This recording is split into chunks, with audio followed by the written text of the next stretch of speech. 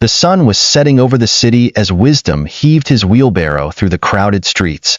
The once pristine suit he used to wear was now replaced with a dusty shirt and worn-out trousers. Sweat trickled down his face, but the pain in his heart was far worse than the physical exhaustion.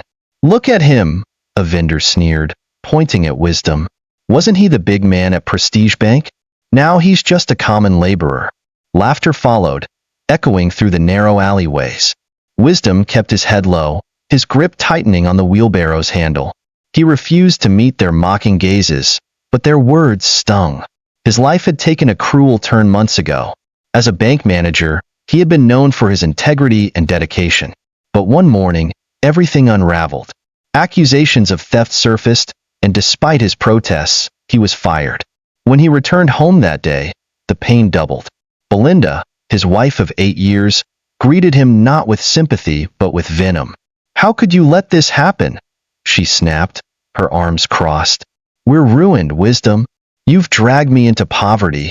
The humiliation of being kicked out of his office was nothing compared to the betrayal he felt in his own home. Belinda's voice echoed through their modest apartment as she hurled yet another insult at Wisdom. "You're useless. I should have married someone who could take care of me." Wisdom sat silently at the edge of the bed, his head bowed. He had once promised Belinda a life of luxury, and for years, he had kept that promise. But now, the weight of her disappointment felt unbearable. Unbeknownst to Wisdom, Belinda had grown tired of their struggles and found solace in another man's arms. Her new lover, a wealthy businessman, promised her the life she craved, if only she could rid herself of her useless husband. The morning sun rose over the bustling city, casting a golden glow over its chaotic streets. Vendors called out their wares, rickety buses honked incessantly, and children dashed barefoot through the narrow alleys. Amid the cacophony, Wisdom trudged forward, his wheelbarrow creaking under the weight of sacks of cement he had been hired to transport. It was a scene he had never imagined himself in. A year ago, Wisdom's presence had commanded respect. Colleagues deferred to him, and his every word in the boardroom carried weight. Now, those same streets that once seemed full of opportunity were a stage for his humiliation. "Hey, wheelbarrow man!" a familiar voice called out, sharp and mocking. Wisdom turned reluctantly to see Cunnel, an old colleague from the bank. Cunnel stood with a group of men in crisp suits, sipping steaming cups of coffee from a nearby cafe. His eyes glittered with mischief. "Is this what you've been reduced to, Wisdom?" Cunnel sneered. "Pushing wheelbarrows? What happened to all that talk about hard work paying off?" The group erupted in laughter, their voices like daggers piercing Wisdom's heart. He wanted to lash out, to remind Cunnel of the times he had helped him with his career, but what would that achieve? His reality was laid bare for everyone to see. Wisdom took a deep breath and tightened his grip on the handles of the wheelbarrow. "Good morning, Cunnel," he said simply, refusing to show the pain he felt inside. "Oh, come on," another man chimed in. "You could at least buy yourself a new shirt. That one looks like it's been through a war." Laughter erupted again, and Cunnel joined in, shaking his head in mock pity. Wisdom said nothing. He had learned that words meant little in the face of such scorn. Actions, he reminded himself, would speak louder someday, if he could survive this storm. As the morning wore on, Wisdom focused on his work, ferrying goods from one end of the market to the other. The pay was meager, just enough to buy food and pay rent for the tiny room he now shared with Belinda. Each trip with his wheelbarrow was a painful reminder of his fall from grace, but it also served as fuel for the quiet fire burning within him. At noon, he stopped to rest under a tree near the market square. The chatter of the crowd swirled around him, but he tried to block it out. As he sipped from a bottle of water, he couldn't help but overhear two traders nearby. "Did you hear about the new investor in town?" one man said. "They're buying up properties and businesses like it's nothing." "I heard," the other replied. "Nobody knows who they are, though. Some say it's a foreign billionaire. Others think it's someone local." Wisdom listened intently, intrigued despite himself. The city had always been full of rumors, but this one sparked something in him. He pushed the thought aside, though. Billionaires and secret investors were far removed from the life he now led. The day dragged on, and by evening, Wisdom's body ached from the strain of pushing heavy loads. As he made his way home, he passed a group of teenagers lounging near a roadside kiosk. One of them pointed at him and whispered something to his friends. "Isn't that the man who used to work at the bank?" One of them said loudly, ensuring Wisdom could hear. "Yeah, he's a wheelbarrow pusher now," another replied, laughing. "What a fall." The group burst into laughter, their voices following Wisdom down the street like a shadow. He clenched his jaw and quickened his pace, desperate to escape their mockery. When he finally reached the tiny apartment he shared with Belinda, the door was slightly ajar. He paused, his heart sinking. Inside, he could hear Belinda's voice, sharp and accusatory. "You're pathetic, Wisdom," she yelled as he stepped into the dimly lit room. "Do you know what people are saying about us? They're laughing at me because of you." Wisdom set down his wheelbarrow outside the door and stepped inside. He was too exhausted to argue, but the sight of Belinda's disdainful glare cut him deeply. She stood in the center of the room, her arms crossed and her face twisted in anger. "I work all day to keep a roof over our heads," Wisdom said quietly, his voice weary. "What more do you want from me?" Belinda scoffed. "I want the life you promised me. The life you took from me when you failed at that stupid job of yours." Her words stung, but Wisdom said nothing. He turned away, heading for the small corner of the room where he kept his belongings. As he sat down on the worn mattress, he couldn't help but wonder how much more he could endure. That night, as he lay awake staring at the cracked ceiling, Wisdom's mind wandered back to the rumors he had overheard in the market. The mysterious investor, the whispers of change in the city. Could it be a sign? He dismissed the thought with a bitter chuckle. Dreams and wealth belonged to a world he no longer inhabited.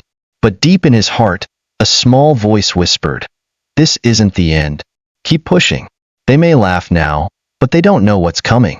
And so, Wisdom closed his eyes, determined to face another day, unaware that his journey was about to take an unexpected turn.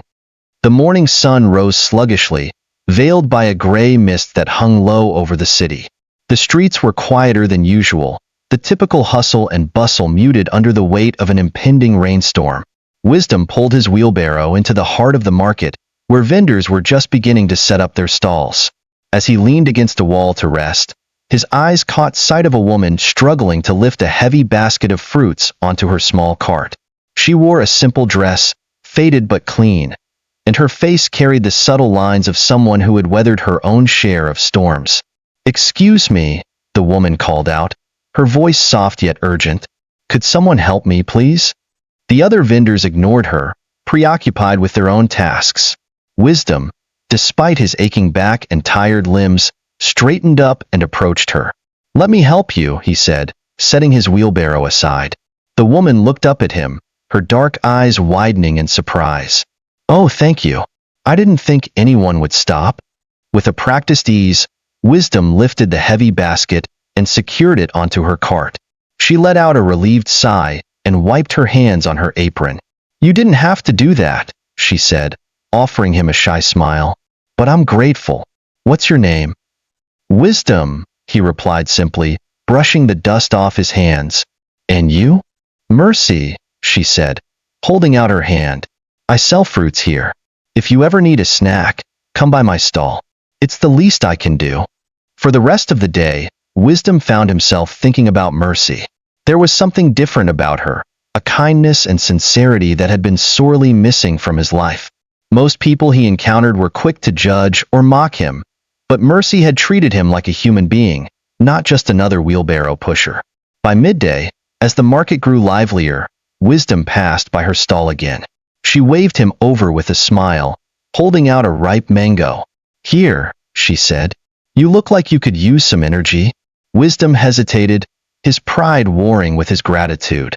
"I don't have money to pay you," he admitted. "It's not about money," Mercy said firmly, placing the fruit in his hand. "Sometimes, people just need a little kindness." Her words struck a chord in Wisdom. It had been a long time since anyone had shown him kindness without expecting something in return. He thanked her and walked away, the mango resting heavily in his hand.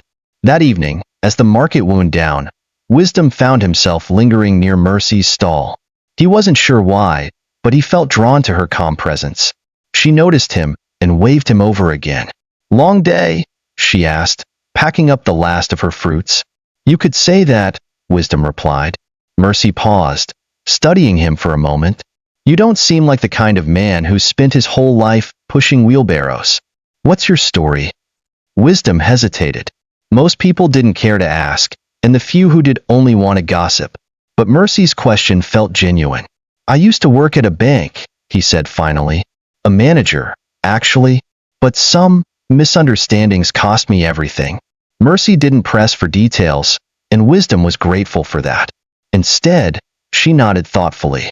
"Life can be cruel," she said softly, "but it doesn't mean it's over. Sometimes it's just a test to see how strong you really are." Her words stayed with Wisdom long after they parted ways. As he walked home under the dim glow of streetlights, he couldn't help but wonder if their meeting had been a coincidence or something more. Meanwhile, at home, Belinda sat on the couch, scrolling through her phone with an irritated expression. She barely glanced at Wisdom when he walked in, her usual tirade conspicuously absent. "Where were you?" she asked flatly. "At work," Wisdom replied, setting his wheelbarrow by the door. Belinda snorted. "Work? You mean pushing that cart around like a glorified donkey?" Wisdom didn't respond. He was too tired to argue, and the memory of Mercy's kind words softened the sting of Belinda's cruelty. That night, as he lay on his thin mattress, Wisdom thought about Mercy again. Her smile, her calm demeanor, and her belief that life's trials were tests. For the first time in months, he felt a flicker of hope. Perhaps, he thought, there was still a chance to rise again. The city woke up to the usual symphony of honking horns, clanging metal, and vendors shouting over one another. Wisdom, like every other day, rose before dawn to prepare for another day of toil. The memory of Mercy lingered in his mind, her words playing over and over like a melody he couldn't forget. By mid-morning, Wisdom had already transported heavy loads for 3 different clients. His muscles screamed for rest, but his spirit felt oddly lighter. As he passed Mercy's stall, she greeted him with her usual warm smile. "Wisdom," she called out, waving him over. He parked his wheelbarrow nearby and approached her stall. Today, she seemed particularly cheerful, her face glowing despite the thick clouds threatening rain. "You're working hard," she said, handing him a small bunch of bananas. "Take these. They'll keep you going." Wisdom hesitated, but Mercy tilted her head in a way that made refusal impossible. He accepted the gift with a quiet "thank you." "How do you stay so kind?" he asked, genuinely curious. Mercy leaned on the counter, her expression softening. "Kindness isn't something I do because it's easy. It's something I do because I've needed it myself. Life hasn't been easy for me, Wisdom, but I've learned that a little light in the darkness can make all the difference." Her words struck a chord deep within him. He nodded silently, tucking the bananas into his pocket before returning to his work. As the day progressed, Wisdom couldn't help but notice how his interactions with Mercy had begun to change his outlook. He found himself smiling more, even as he pushed his wheelbarrow through the muddy streets. Her belief in kindness and resilience was infectious, and for the first time in months, he felt a flicker of something he thought he had lost forever: hope. Late in the afternoon, Wisdom found himself back at the construction site, delivering a load of cement. The foreman, a burly man named Jide, watched him with a critical eye. "You work fast," Jide remarked. Wisdom simply nodded, too exhausted to reply. "Ever think of doing something more permanent?" Jide continued. "I'm looking for someone to manage the deliveries here. It's not much, but it pays better than pushing that wheelbarrow." Wisdom froze. The offer was unexpected, and while it wasn't the managerial position he once held, it was a step up from his current situation. "I'll think about it," he said cautiously. "Think fast," Jide replied. "I need someone reliable. Let me know by the end of the week." That evening, Wisdom walked home under a sky heavy with rain clouds. His mind buzzed with possibilities. The offer at the construction site could be the break he needed to start rebuilding his life. But something about it didn't sit right. He didn't want to settle for a small step forward when he knew he was capable of so much more. As he passed Mercy's stall, she was packing up for the day. She noticed him and waved him over. "You look like you've got a lot on your mind," she said as he approached. "I got a job offer," Wisdom admitted. "It's not much, but it's better than what I'm doing now." Mercy nodded, her expression thoughtful. "It's a step, isn't it? Sometimes, we have to start small to climb back up." "I know," Wisdom said, "but I feel like I'm settling. I want more than just surviving. I want to prove to myself, and everyone else, that I can be great again." Mercy smiled. "There's nothing wrong with wanting more, Wisdom. Just remember, even the tallest buildings start with a single brick. Don't be afraid to take that first step." Her words stayed with him as he made his way home. That night, as he lay on his mattress, Wisdom stared at the cracked ceiling, imagining a future where he wasn't mocked or pitted. He didn't know how, but he vowed to rise again. For the first time in months, he fell asleep with a sense of purpose. The city streets hummed with their usual energy the next morning, but for Wisdom, the air felt different. He walked to the market, pushing his wheelbarrow with a newfound determination. Mercy's words from the night before still resonated within him. Even the tallest buildings start with a single brick. However, Wisdom's resolve was rooted in more than just kind words. It was a secret he carried, one so tightly guarded that even Belinda didn't know.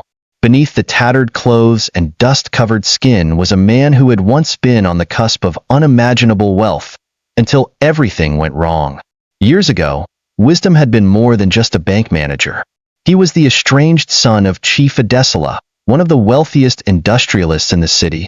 Chief Adesela was a ruthless businessman who believed in discipline and obedience above all else. When Wisdom refused to follow in his father's footsteps, choosing instead to build his career from the ground up, it caused a rift that never healed.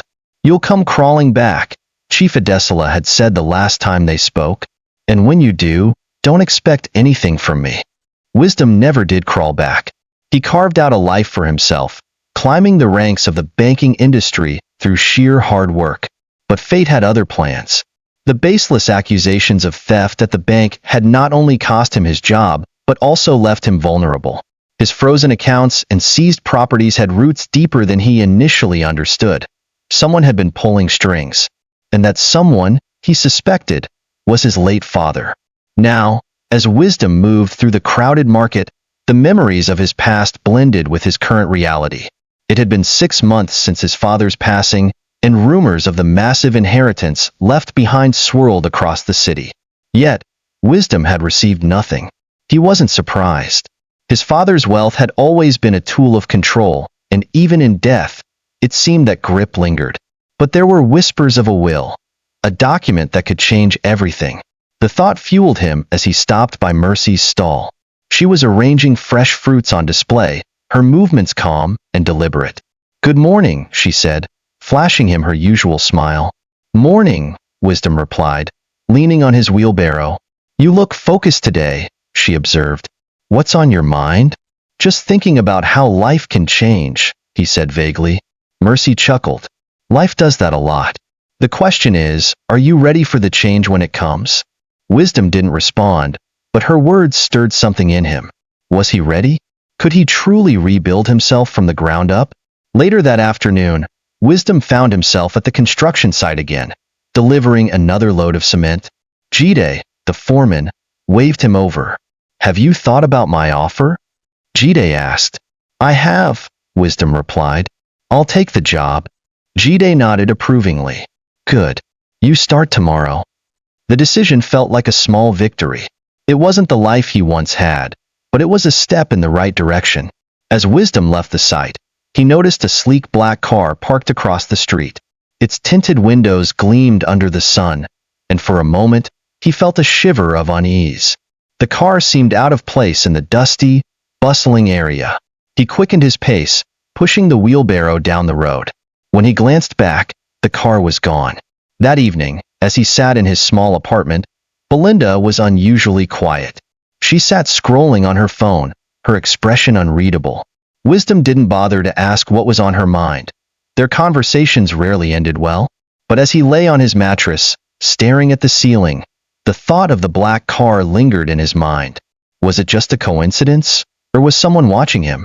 And if they were, Did it have anything to do with the inheritance he had been denied? Wisdom's fists clenched. The world had laughed at him, mocked him, and betrayed him. But they didn't know who he truly was, or the lengths he would go to reclaim everything he had lost.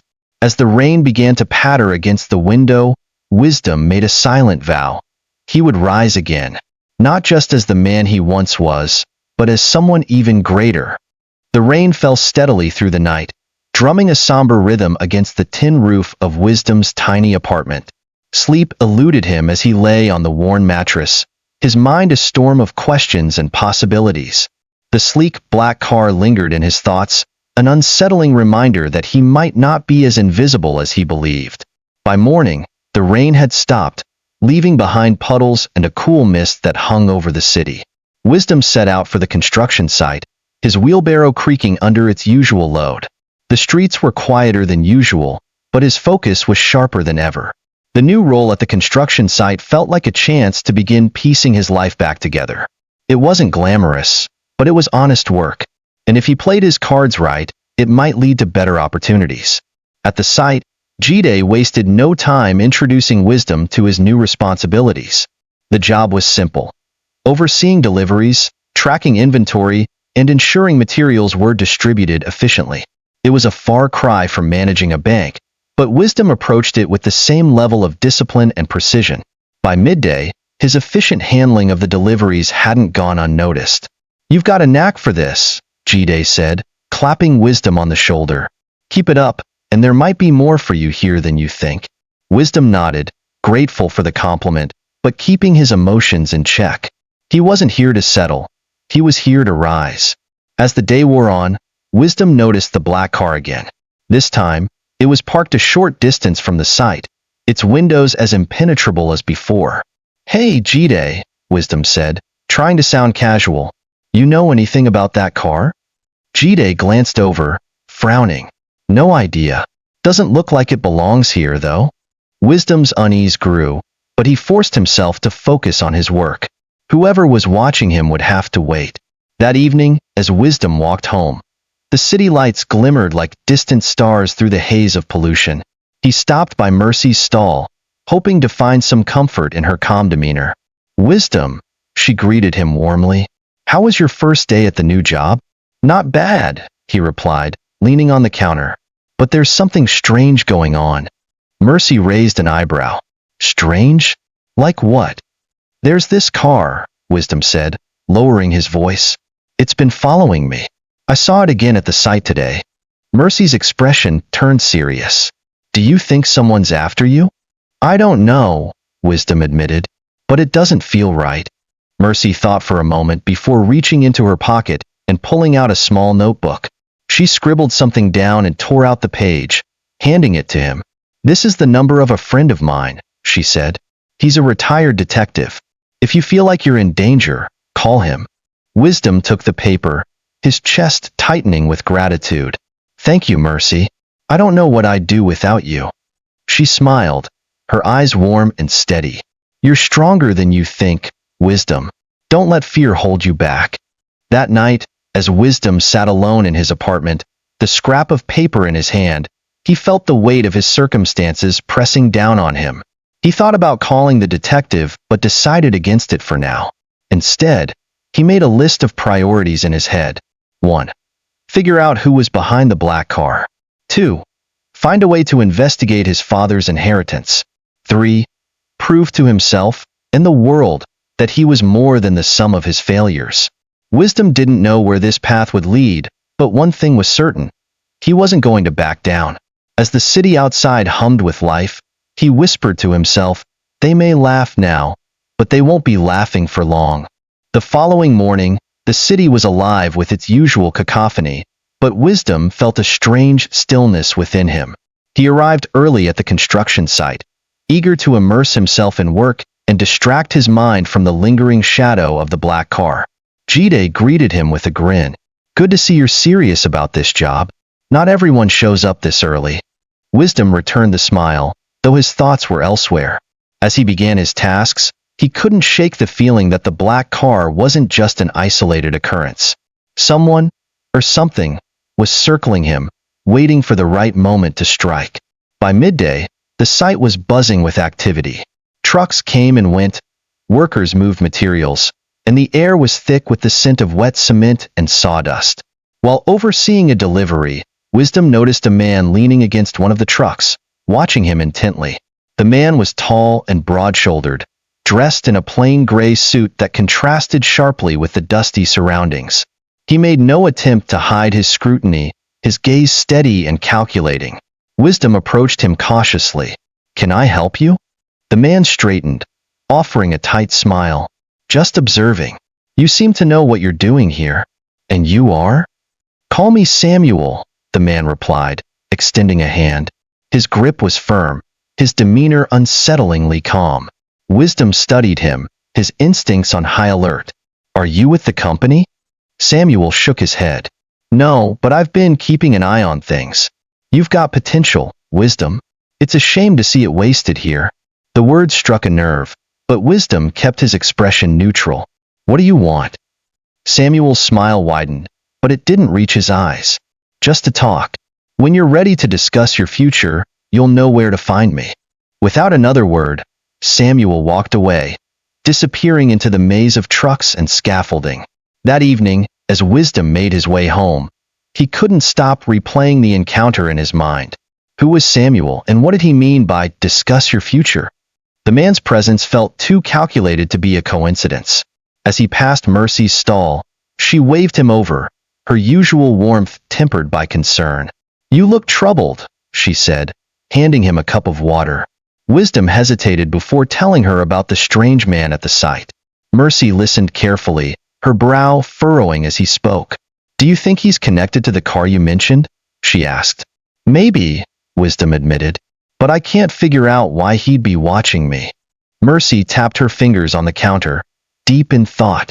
"It sounds like someone's testing you, trying to gauge your reaction. Be careful, Wisdom. Don't let them see your fear." Her words bolstered him, but the unease remained.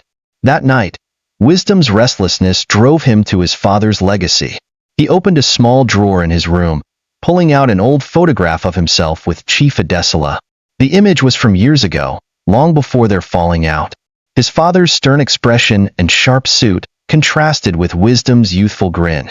Beneath the photo was a newspaper clipping announcing Chief Adesela's passing. The headline read, "Industrialist leaves behind uncertain fortune." Wisdom's fingers tightened around the paper. He had avoided dealing with his father's estate, unwilling to face the family that had turned its back on him. But now, the whispers of a hidden will seemed louder, more urgent. If there was even a chance he was entitled to a portion of his father's wealth, it could change everything. The next day, Wisdom decided to act. After finishing his work at the site, he made his way to the city's central library, a quiet haven where he could think and research in peace. He sifted through public records, searching for anything related to his father's estate. Hours passed with little progress until he stumbled upon an article buried in the archives. It mentioned a private executor overseeing Chief Adesela's will, a man named Barrister Alyamide. Wisdom jotted down the name, his heart pounding with anticipation. If anyone knew the truth about the inheritance, it would be this man. As he left the library, a chilling sensation washed over him. He glanced around, his eyes scanning the street. The black car was parked nearby, its engine idling. Wisdom clenched his fists, his resolve hardening. Whoever was behind this wouldn't scare him away. He had come too far to stop now. The city seemed colder that evening, as if the shadows themselves had grown heavier. Wisdom walked briskly toward his apartment, clutching the slip of paper with Barrister Alyamide's name and address. His resolve had never been stronger. He needed answers, and he would get them no matter what it took. But as he approached his door, his steps faltered. A figure leaned casually against the wall near his apartment, shrouded in the dim light of the street lamp. It was Samuel. "Good evening, Wisdom," Samuel said, his tone friendly but laced with something darker. "You're quite the busy man." Wisdom's eyes narrowed. "What do you want?" Samuel smirked, pushing off the wall. "Relax. I'm not here to hurt you. Quite the opposite, actually. I'm here to offer you an opportunity." "I'm not interested." "You should be," Samuel replied smoothly.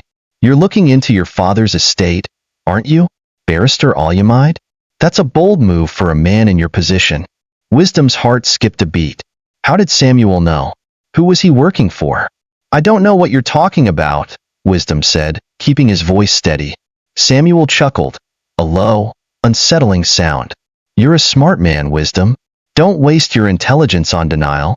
Just know that you're not alone in your search. Others are watching, and not everyone wants you to succeed. With that, Samuel stepped away, disappearing into the night. The next morning, Wisdom didn't waste time. He made his way across the city to Barrister Olumide's office, a modest building tucked away in a quieter part of town. The receptionist, a young woman with sharp eyes, greeted him politely. Do you have an appointment? No, Wisdom admitted, but I need to see Barrister Olumide. It's urgent. The receptionist hesitated before picking up the phone. After a brief conversation, she nodded toward a door down the hall. He'll see you now. Wisdom stepped into the office, his nerves tightly wound. Barrister Olumide, an older man with gray hair and a calm demeanor, sat behind a large wooden desk. Mr. Wisdom, Olumide said, gesturing for him to sit. I was wondering when you'd show up. The statement caught Wisdom off guard. You were expecting me?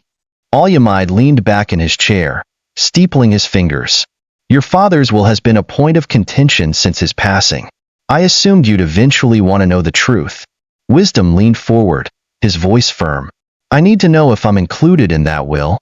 Olumide's expression turned serious. You are, but the situation is complicated. Your father's estate was divided into several trusts, and certain conditions must be met before any claims can be made. What conditions? First, there's a clause stating that you must demonstrate financial independence. Your father wanted to ensure you could stand on your own before inheriting anything. Wisdom clenched his fists. It was just like his father to place obstacles in his path, even from beyond the grave. And the others? There are rival claims, Olumide said carefully. Your half-siblings have contested the will, arguing that you forfeited your share when you distanced yourself from the family. Wisdom's jaw tightened. He had expected resistance, but hearing it confirmed was infuriating. Is there any way to challenge their claims? He asked. Olumide nodded. There is, but it will require resources, legal representation, investigations, evidence. It won't be easy. Wisdom stood, his determination unwavering. I'll do whatever it takes. As he left the office, Wisdom's mind raced with possibilities. His father's wealth was within reach, but the road ahead was treacherous. He needed allies, resources, and most importantly a plan. But as he walked back to the market, a chilling thought struck him. If Samuel knew about his visit to Olumide, others likely did too. Whoever was watching him wasn't just observing. They were waiting for the perfect moment to strike. And Wisdom knew he needed to move faster than ever. The streets felt heavier as Wisdom made his way home, the weight of the day's revelations pressing down on him. The faint echo of Samuel's warning rang in his ears. Others are watching, and not everyone wants you to succeed. The idea of rivals wasn't new to him, but knowing they were actively working against him fueled a storm of anger and determination. The inheritance wasn't just a lifeline. It was a chance to reclaim his identity, his dignity, and his future. The next morning, Wisdom arrived at the construction site, but his focus was elsewhere. As he went about his tasks, he noticed more eyes on him than usual. Workers pausing in their duties, whispering behind his back. It wasn't paranoia. He could feel it. At lunch, Jide approached him. You all right? You seem off. Wisdom hesitated before responding. Just tired. Jide studied him for a moment before leaning closer. Look, Wisdom, I don't know what's going on with you, but if you've got trouble, it's better to face it head on. The words, though well-meaning, did little to ease Wisdom's nerves. Trouble wasn't just knocking. It was pounding on his door. Later that day, Mercy called him over as he passed her stall. Her usually warm expression was clouded with concern. I've been hearing things, Wisdom, she said quietly. What kind of things? He asked, his voice low. People are talking about you, Mercy replied. There's a man, Samuel, I think his name is. He's been asking questions about you around the market. Wisdom's stomach dropped. Samuel wasn't just observing. He was digging into his life. What did you tell him? Nothing, Mercy said firmly. But not everyone is as loyal. Be careful who you trust. Wisdom nodded, his gratitude mingling with unease.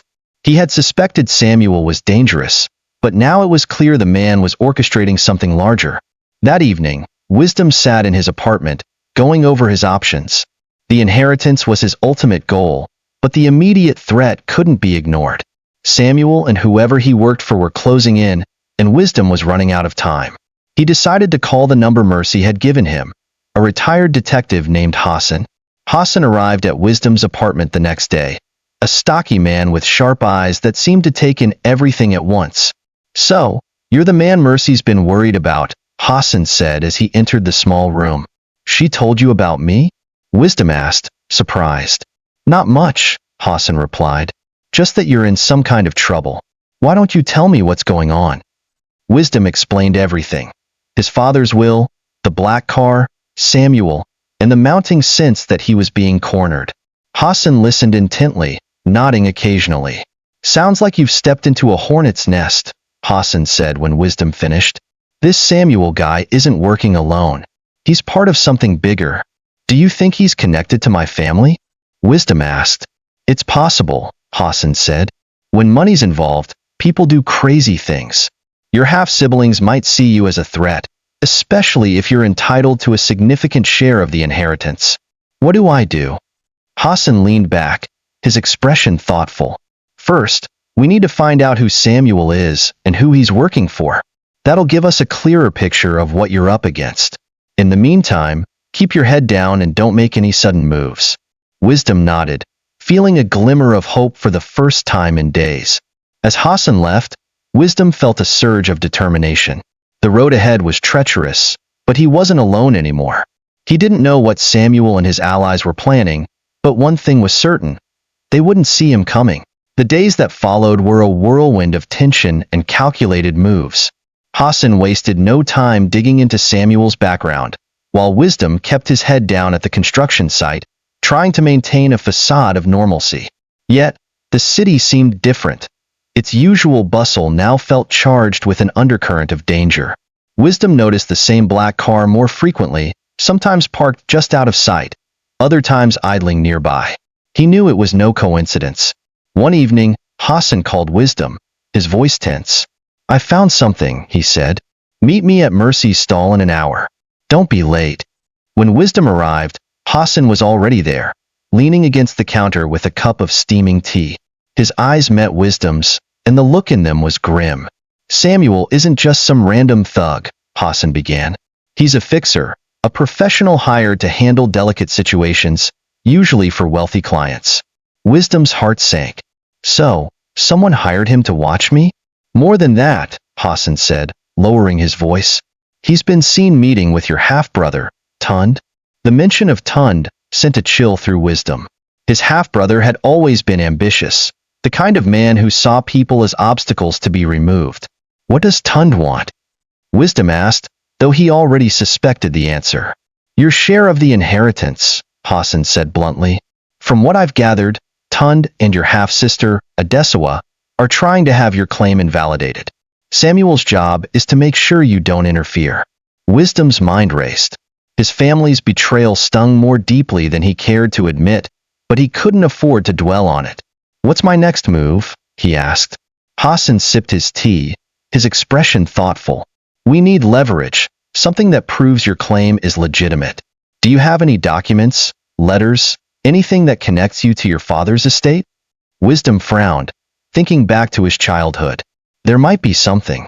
My father used to keep important papers in a safe at his old office. But after his death, the building was sold.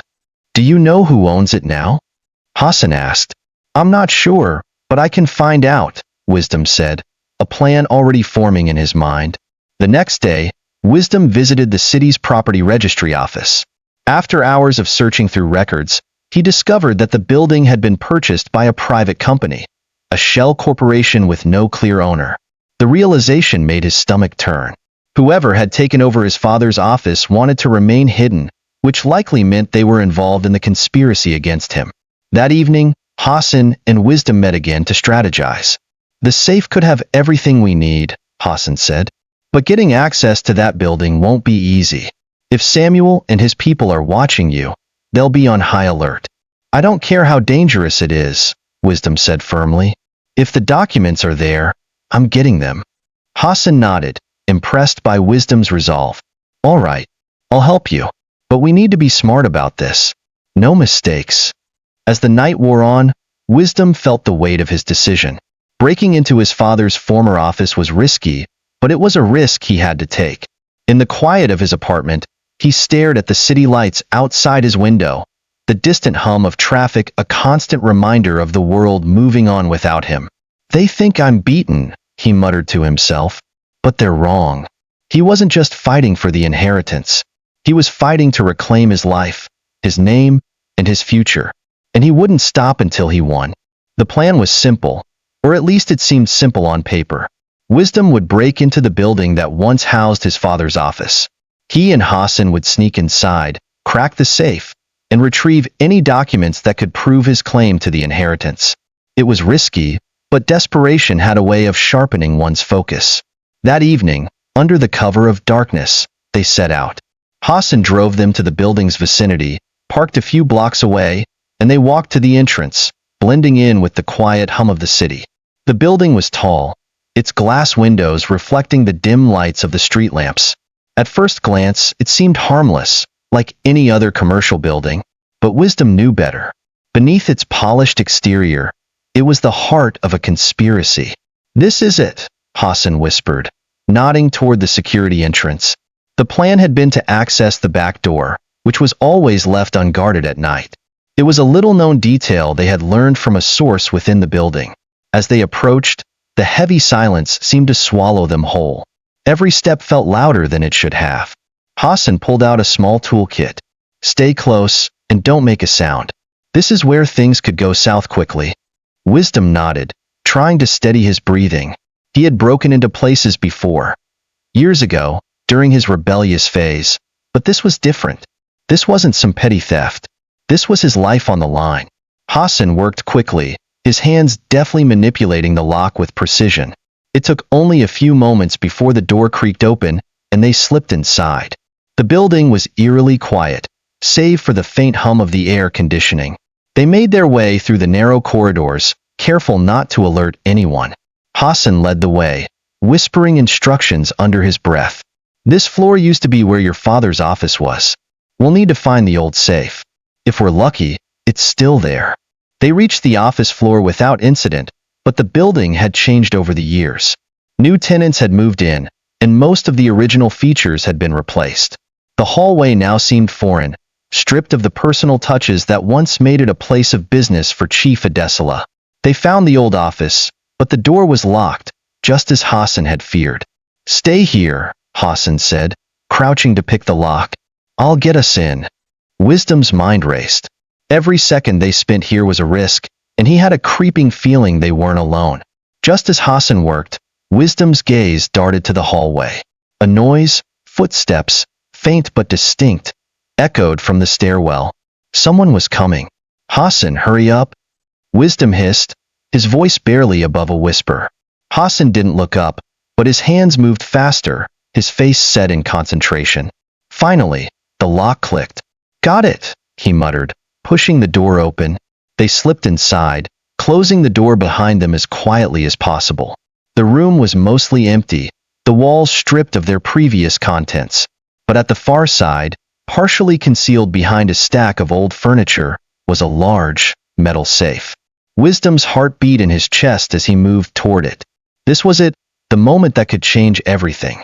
But just as they neared the safe, the faintest sound of a door opening reached their ears. Someone's here, Wisdom said, panic creeping into his voice. Shoo! Hassan silenced him, motioning to the safe. We don't have time to waste. I need a minute. As Hassan worked on the safe, Wisdom stood by the door, his senses on high alert. The footsteps grew louder, closer, until they stopped just outside the office. Someone was right outside. Wisdom's heart pounded as he looked around for an escape. He could hear their breathing, low and slow, just beyond the door. Whoever it was hadn't noticed the open office door yet, but it wouldn't be long. The footsteps moved past the door. A brief sigh of relief washed over Wisdom, but it was quickly replaced by a rising sense of dread. The person was still in the building. Hassan swore under his breath. I'm almost there. Just give me a second. Wisdom's patience was wearing thin. He had to act. He wasn't about to get caught now, not when he was so close. Without thinking, he bolted toward the window. They were on the top floor, but the ground was only a few stories below. He could make it. Hassan. Wisdom hissed. We need to move. Now. But Hassan was still focused on the safe, his hands moving with swift precision.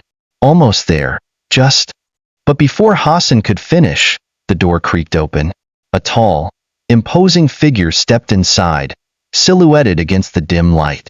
Samuel. Time seemed to freeze as Samuel's cold eyes met Wisdom's. There was no surprise in his gaze, no hesitation, just a quiet, dangerous calm.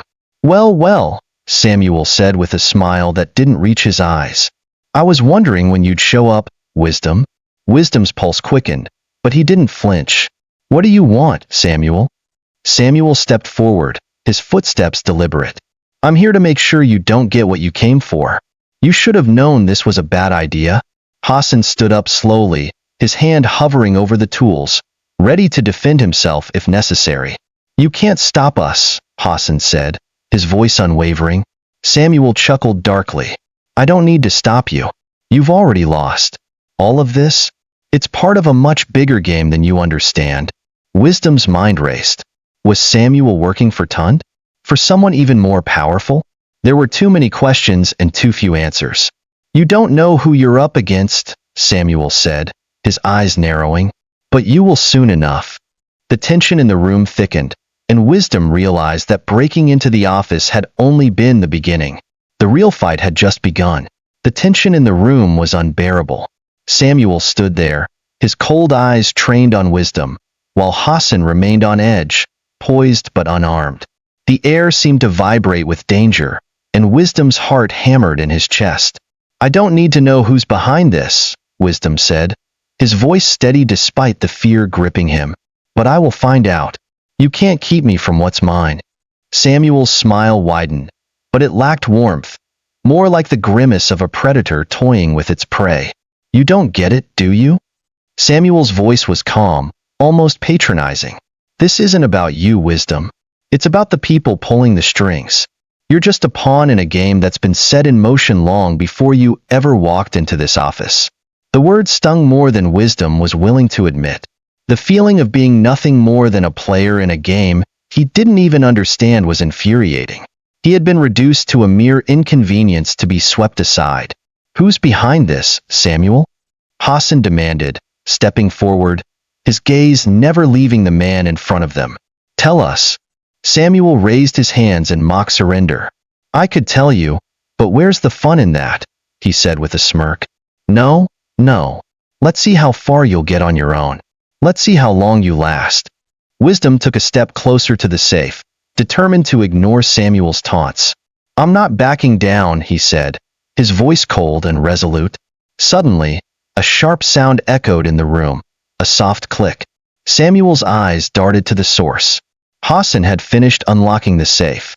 It creaked open, revealing a stack of dusty papers, old financial statements, and other forgotten documents. Wisdom's pulse quickened. There it was, the evidence he needed to reclaim his father's estate. But Samuel wasn't finished. You're wasting your time, Samuel sneered. You'll never leave here with those. Before Wisdom could react, Samuel lunged forward, grabbing one of the papers from the stack. But as he pulled it from the safe, Hassan acted fast. He swung the heavy metal tool he had been holding, catching Samuel across the jaw. Samuel stumbled back, his hand instinctively going to his face, but there was no time for further confrontation. Run! Hassan shouted, his voice urgent. Without thinking, Wisdom grabbed the stack of papers, shoving them into his jacket. Come on, he yelled, darting for the window. He knew the only way out was through the back. The moment they made it to the window, a loud crash echoed from behind them. Samuel had recovered faster than expected. He shouted something that was lost in the chaos, but Wisdom didn't need to hear it. He leaped out the window first, landing awkwardly but rolling to absorb the impact. Hassan was right behind him, but the sound of footsteps echoed through the building's hallways, growing louder by the second. "We need to go now," Wisdom urged, already heading toward the alley.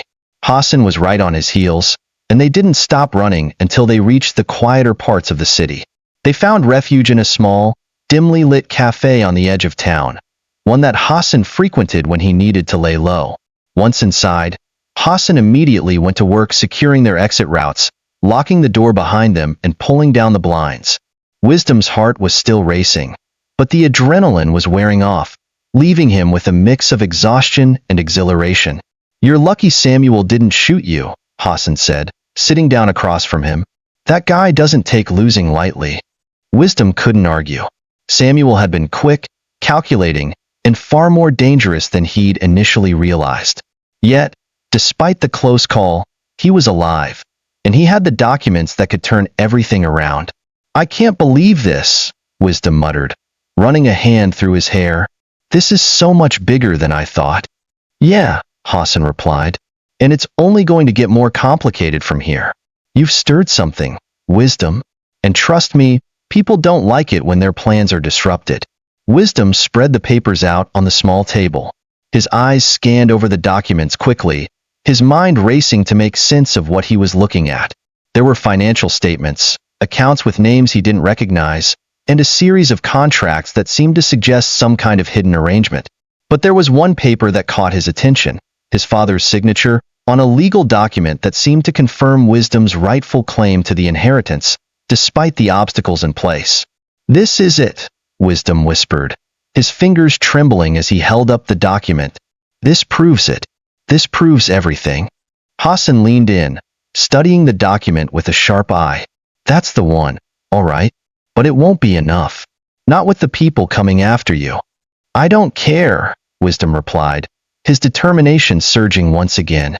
"I'll fight them all if I have to." As the night wore on, Hassan helped Wisdom piece together a plan. There were still many unknowns. Who exactly was behind the conspiracy, and how far were they willing to go to protect their interests? But for the first time in weeks, Wisdom felt a flicker of hope. He wasn't just fighting for money or status anymore. He was fighting for his father's legacy and his own future. The path ahead would be treacherous, but with the right allies and the evidence he needed, he was ready to face whatever challenges lay in wait. The next morning, as Wisdom prepared to head out and meet with his legal team, a knock on his door interrupted his thoughts. He froze. No one outside of Hassan or Mercy knew where he was staying. Cautiously, he approached the door and peered through the peephole. It was Belinda. His heart skipped a beat. What was she doing here? Wisdom's breath caught in his throat as he stared through the peephole at Belinda. What was she doing here? The last time he had seen her, she had been nothing but venom and frustration, cursing him for losing everything. Her constant criticisms had stung him, but he had no idea just how deep her betrayal ran. Now, as he stood at the door, he couldn't shake the feeling that something far more sinister was at play. He glanced at Hassan, who had been quietly observing from across the room. Hassan didn't speak, but his eyes met Wisdom's with a knowing look. The message was clear: be cautious. Wisdom hesitated for a moment, then slowly opened the door just enough to peer out. Belinda stood there, dressed in a sleek, expensive coat, her eyes filled with concern, or perhaps it was feigned concern. "Wisdom, can we talk?" she asked, her voice softer than he had ever heard it. The sight of her, so composed, so different from the woman who had berated him day after day, confused him. 1,000 thoughts raced through his mind. Was this a genuine attempt to reconcile, or was she here to continue playing her part in whatever larger scheme was at work? "I'm not sure that's a good idea," Wisdom replied cautiously, his hand still on the door. "What do you want?"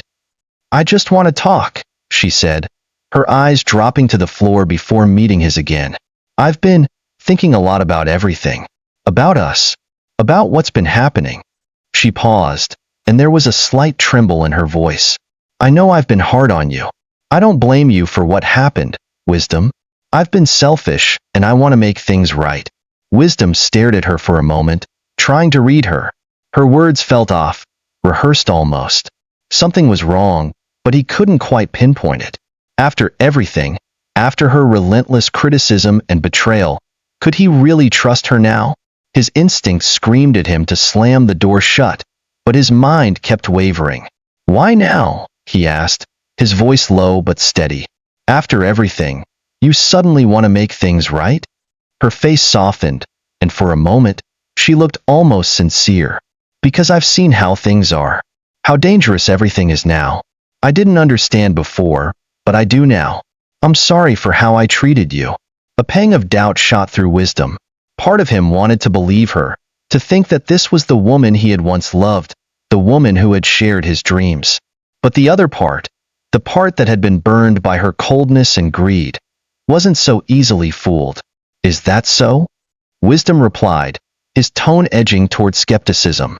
"Or is it that you're afraid of what's happening? Afraid that I'm going to take everything back?" Belinda flinched slightly, but her composure quickly returned. She took a step forward, her voice dropping to a whisper. "Wisdom, you don't know what you're up against. There are people, powerful people, who will stop at nothing to keep you from getting what's yours. And if you don't work with them, they will destroy you." Wisdom's stomach churned at the implication. He knew his fight was never going to be easy, but hearing it from Belinda, hearing her confirm his fears, sent a shiver of dread down his spine. "What do you mean? Who are these people?" he asked, trying to keep his voice steady. Belinda hesitated, looking over her shoulder as if checking for any unwanted listeners before leaning closer. "I can't say too much, but I'll tell you this. You're not the only one trying to claim your father's estate. Tund isn't the biggest threat you're facing. There's someone else, someone much more dangerous." Wisdom felt a cold wave of realization. Tund had been bad enough, but now there was someone else pulling strings from the shadows.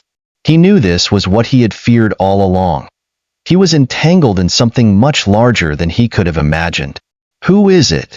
Wisdom demanded, his heart pounding. Belinda swallowed hard. I can't say," she whispered, taking a step back. "Not yet. But if you want to survive this, you need to trust me. Come back to me, Wisdom. We can work together." Wisdom stood frozen for a moment, torn between the woman he had once loved and the harsh reality that everything about her felt like a lie now. The weight of the decisions he had to make felt heavier than ever. "Why should I trust you?" he asked, his voice low, barely a whisper. "You've betrayed me before. You left me when I needed you most." Tears welled up in her eyes, but they looked more like a calculated act than genuine emotion. "I know I've been selfish," she said, her voice shaky. "But I love you, Wisdom, and I can help you. Just please, don't shut me out." Her words hung in the air, pregnant with manipulation. But as much as Wisdom wanted to believe her, a deeper, darker part of him knew better. He'd already been burned once. To trust her now would be like throwing himself into a fire that had already consumed him before. "I can't do this with you, Belinda," he said, his voice hardening. "You made your choices, and I have to make mine." He turned and started to close the door, but she grabbed his arm, her grip surprisingly firm. "Wisdom, listen to me." But he pulled his arm away, shaking his head. "No, you listen to me. I'm not the man I used to be. I don't need you anymore. You've already shown me who you are." With that, he shut the door in her face. Hassan had been listening from the other room, and when Wisdom returned, his face was a mixture of relief and concern. "That was close," Hassan said quietly. "You did the right thing. She's still playing games, trying to manipulate you." Wisdom nodded, his chest heavy. "I don't know what game she's playing, but I can't afford to trust anyone right now. Not even her." They sat in silence for a few moments, the weight of everything pressing down on them. But Wisdom knew that whatever Belinda's game was, it was just one more challenge in the long road ahead. As the night grew darker, and Wisdom prepared to meet with his legal team, his mind kept returning to the cryptic words Belinda had whispered. "There are people you don't know about, people who will destroy you." He had no idea who they were, but one thing was certain: his fight was far from over. The next few days were a blur of meetings, phone calls, and increasingly unsettling discoveries. As Wisdom gathered the pieces of his father's estate and traced the financial records, one thing became clearer by the hour. Someone was playing a far more dangerous game than he had ever imagined.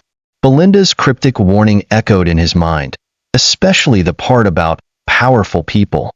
His father, Chief Adesela, had been a man of wealth and influence, powerful enough to have made enemies both known and unknown.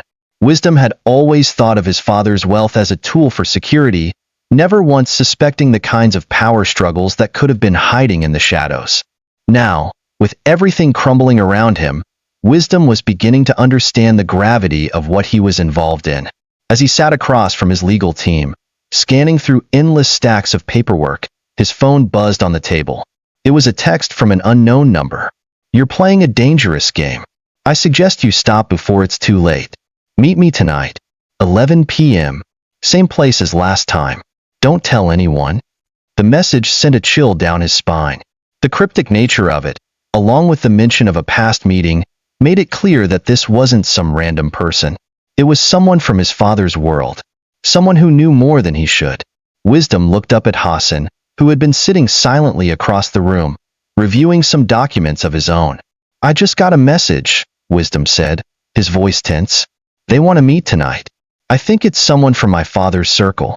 I'm not sure if I should go." Hassan raised an eyebrow. "You really need to think this through. Whoever this is, they're playing with your life. It could be a trap." Wisdom ran a hand through his hair, his mind racing. The risks were immense, but curiosity gnawed at him. He had to know who was behind this. What if they're the key to everything? What if they know who's really pulling the strings? Then we find out. "But we do it carefully," Hassan said, his voice firm. "We go in prepared, and if it turns out to be a trap, we get out. No questions." That night, the city felt different. The usual bustle had settled into a quiet hum, but something about the darkness made everything feel more oppressive, like the walls were closing in. Wisdom had no choice but to follow the instructions. He couldn't afford to back down now, not when so much was at stake. They arrived at the meeting spot, an old, abandoned warehouse by the docks. The place was isolated, far from the eyes of anyone who might ask questions. There was a flickering light from a nearby lamp, casting long shadows against the broken windows. It looked like a place where deals were made in secrecy, where things were settled with money or violence, and sometimes both. Wisdom and Hassan parked a few blocks away, not wanting to draw attention. They waited in silence, both on edge, watching the shadows for any movement. As the clock ticked toward 11 p.m., they moved toward the warehouse, their steps echoing in the eerie stillness of the night. When they reached the entrance, the door was slightly ajar, as though waiting for them. Wisdom's hand instinctively went to the gun hidden in his jacket, his pulse quickening. This wasn't just a meeting, it was a test. He could feel it in his bones. They stepped inside, and the air smelled of rust and decay, the faintest hint of salt water from the nearby docks drifting in. At first, there was no sign of anyone. The large, empty space stretched out before them, nothing but shadows and the occasional creak of old wood underfoot. Then, a figure emerged from the shadows. Tall, thin, with a face Wisdom recognized all too well. It was Kola, an old associate of his father's, a man who had always been at the fringes of the business world, but never in the spotlight. He had a reputation for being ruthless when it came to his interests, but he'd always kept his distance from Wisdom's family. "Kola," Wisdom said, his voice cold. "What do you want? You said you had information." Kola smiled, but there was something unsettling about it. His eyes were too calm, too calculating. "I'm glad you came," Kola said, stepping forward, his voice smooth like silk. "I wasn't sure you would, considering how messy things have become for you." Wisdom's heart skipped a beat. "What do you mean by that?" "Oh, come now," Kola said with a dismissive wave. "You think you're the only one who's been watching? The people who are behind all of this, they've been keeping an eye on you since the day you got out of that prison cell." Wisdom stiffened. His mind reeled. Who was Kola working for? Who had been watching him? "I don't know what you're talking about," Wisdom said, trying to keep his composure. "But I came here because you said you had information. So talk." Kola laughed softly, his gaze flickering to Hassan, who stood a few feet behind Wisdom, silently assessing the situation. "Ah, your little bodyguard is still around. I see," Kola said, his tone laced with mockery. "You always did like to have people around you, didn't you?" Hassan's eyes narrowed, but he didn't move, keeping his stance steady. Kola ignored him, focusing solely on wisdom. "Your father was a powerful man, yes? But he also made enemies. Big ones. I know you've been digging into things, trying to reclaim what's yours, but you're missing a few key pieces." He leaned in closer, his voice dropping to a whisper. "The people behind your father's downfall, they aren't just business rivals. They're part of something much bigger. Something global." Wisdom's breath caught in his throat. "What are you talking about? Who are they?" Kola's smile widened, and for the first time, it wasn't the smile of an old acquaintance. It was the smile of someone who had watched everything unfold and was finally ready to reveal the truth. "You're not just fighting for money or your inheritance," Kola said slowly. "You're fighting for your life. Because those who want your father's legacy aren't just after wealth, they want control. And they'll do whatever it takes to make sure you never get it." The realization hit Wisdom like a punch to the gut. This wasn't just a corporate fight. It was something far darker, more dangerous. And now, he was standing at the edge of it, unaware of just how deep the rabbit hole went. Before he could respond, the sound of footsteps echoed in the distance, loud and deliberate, as though someone else was coming. Someone else with their own agenda. "Time's up, Wisdom," Kola said with a smirk. "You should have stayed out of this. Now you're in too deep." As the footsteps grew louder, Wisdom knew that whatever was about to happen, it was the beginning of a new and far more dangerous chapter. The footsteps grew louder, the sound of boots against the cold concrete floor reverberating throughout the dark warehouse. Wisdom's pulse quickened. Whoever was coming was not a friend, that much was certain. The quiet anticipation in the air felt like the calm before a storm. Hassan's hand subtly slid towards his jacket, where he kept his own concealed weapon. He knew better than anyone that they were no longer in control of the situation. Wisdom's eyes never left Kola, who had already started backing away, as if he were preparing for the arrival of this new player. Kola's smirk didn't waver, and in that moment, Wisdom felt a chill creep down his spine. There was something unnervingly calm about Kola's demeanor, something that suggested he had already planned for every possible outcome. Just then, a figure emerged from the shadows, stepping into the dim light. It wasn't just any man. It was someone Wisdom knew well, someone who had been part of his life for as long as he could remember. His heart skipped a beat. "Father," Wisdom whispered, his voice breaking. But it couldn't be. His father had been dead for years, hadn't he? The figure before him, tall and imposing, stood with the same confident posture that Wisdom had once admired in his father. His features were sharp, his face cold as steel, but the resemblance was undeniable. This man looked like Chief Adesela, his father. But the eyes, they were different. Those eyes weren't the eyes of a man who had died. They were cold, calculating eyes. Eyes that seemed to hold years of secrets and untold stories. "Surprised, Wisdom?" the man said, his voice smooth and deep.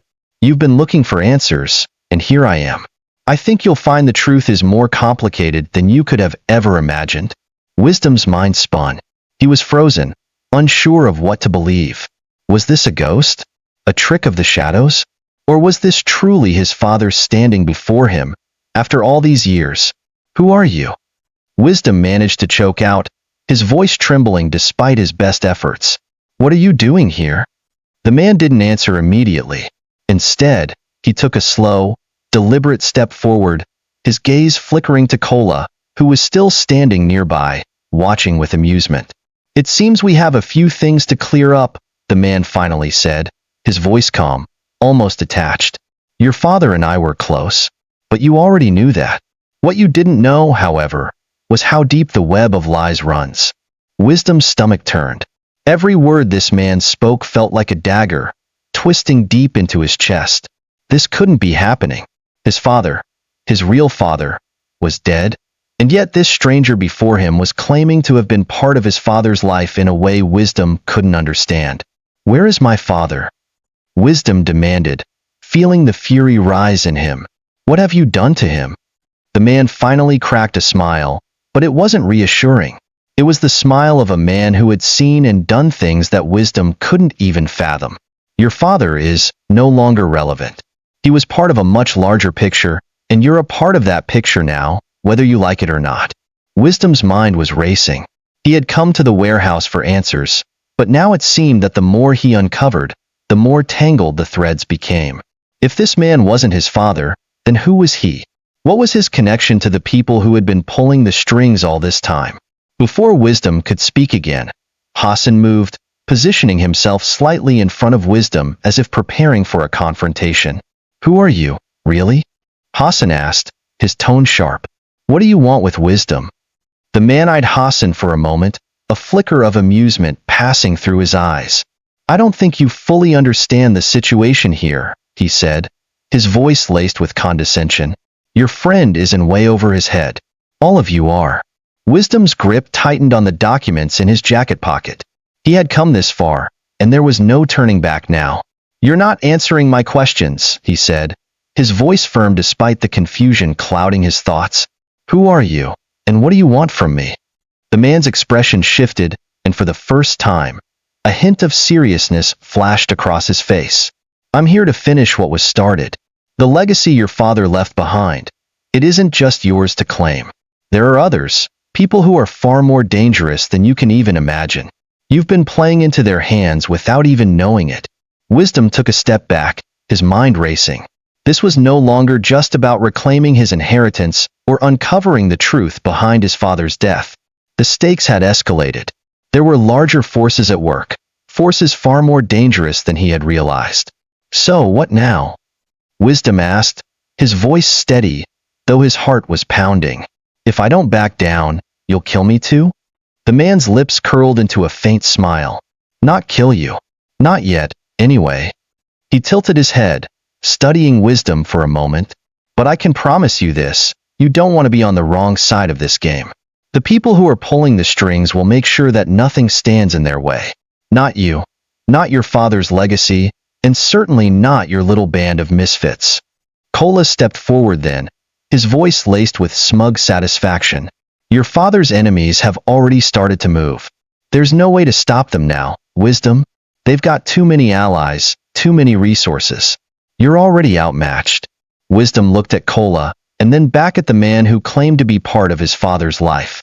The feeling of helplessness threatened to overwhelm him, but he couldn't afford to show weakness. Not now.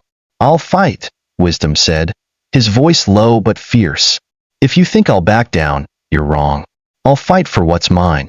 I'll fight for the truth. The man's smile faded, and he leaned in closer.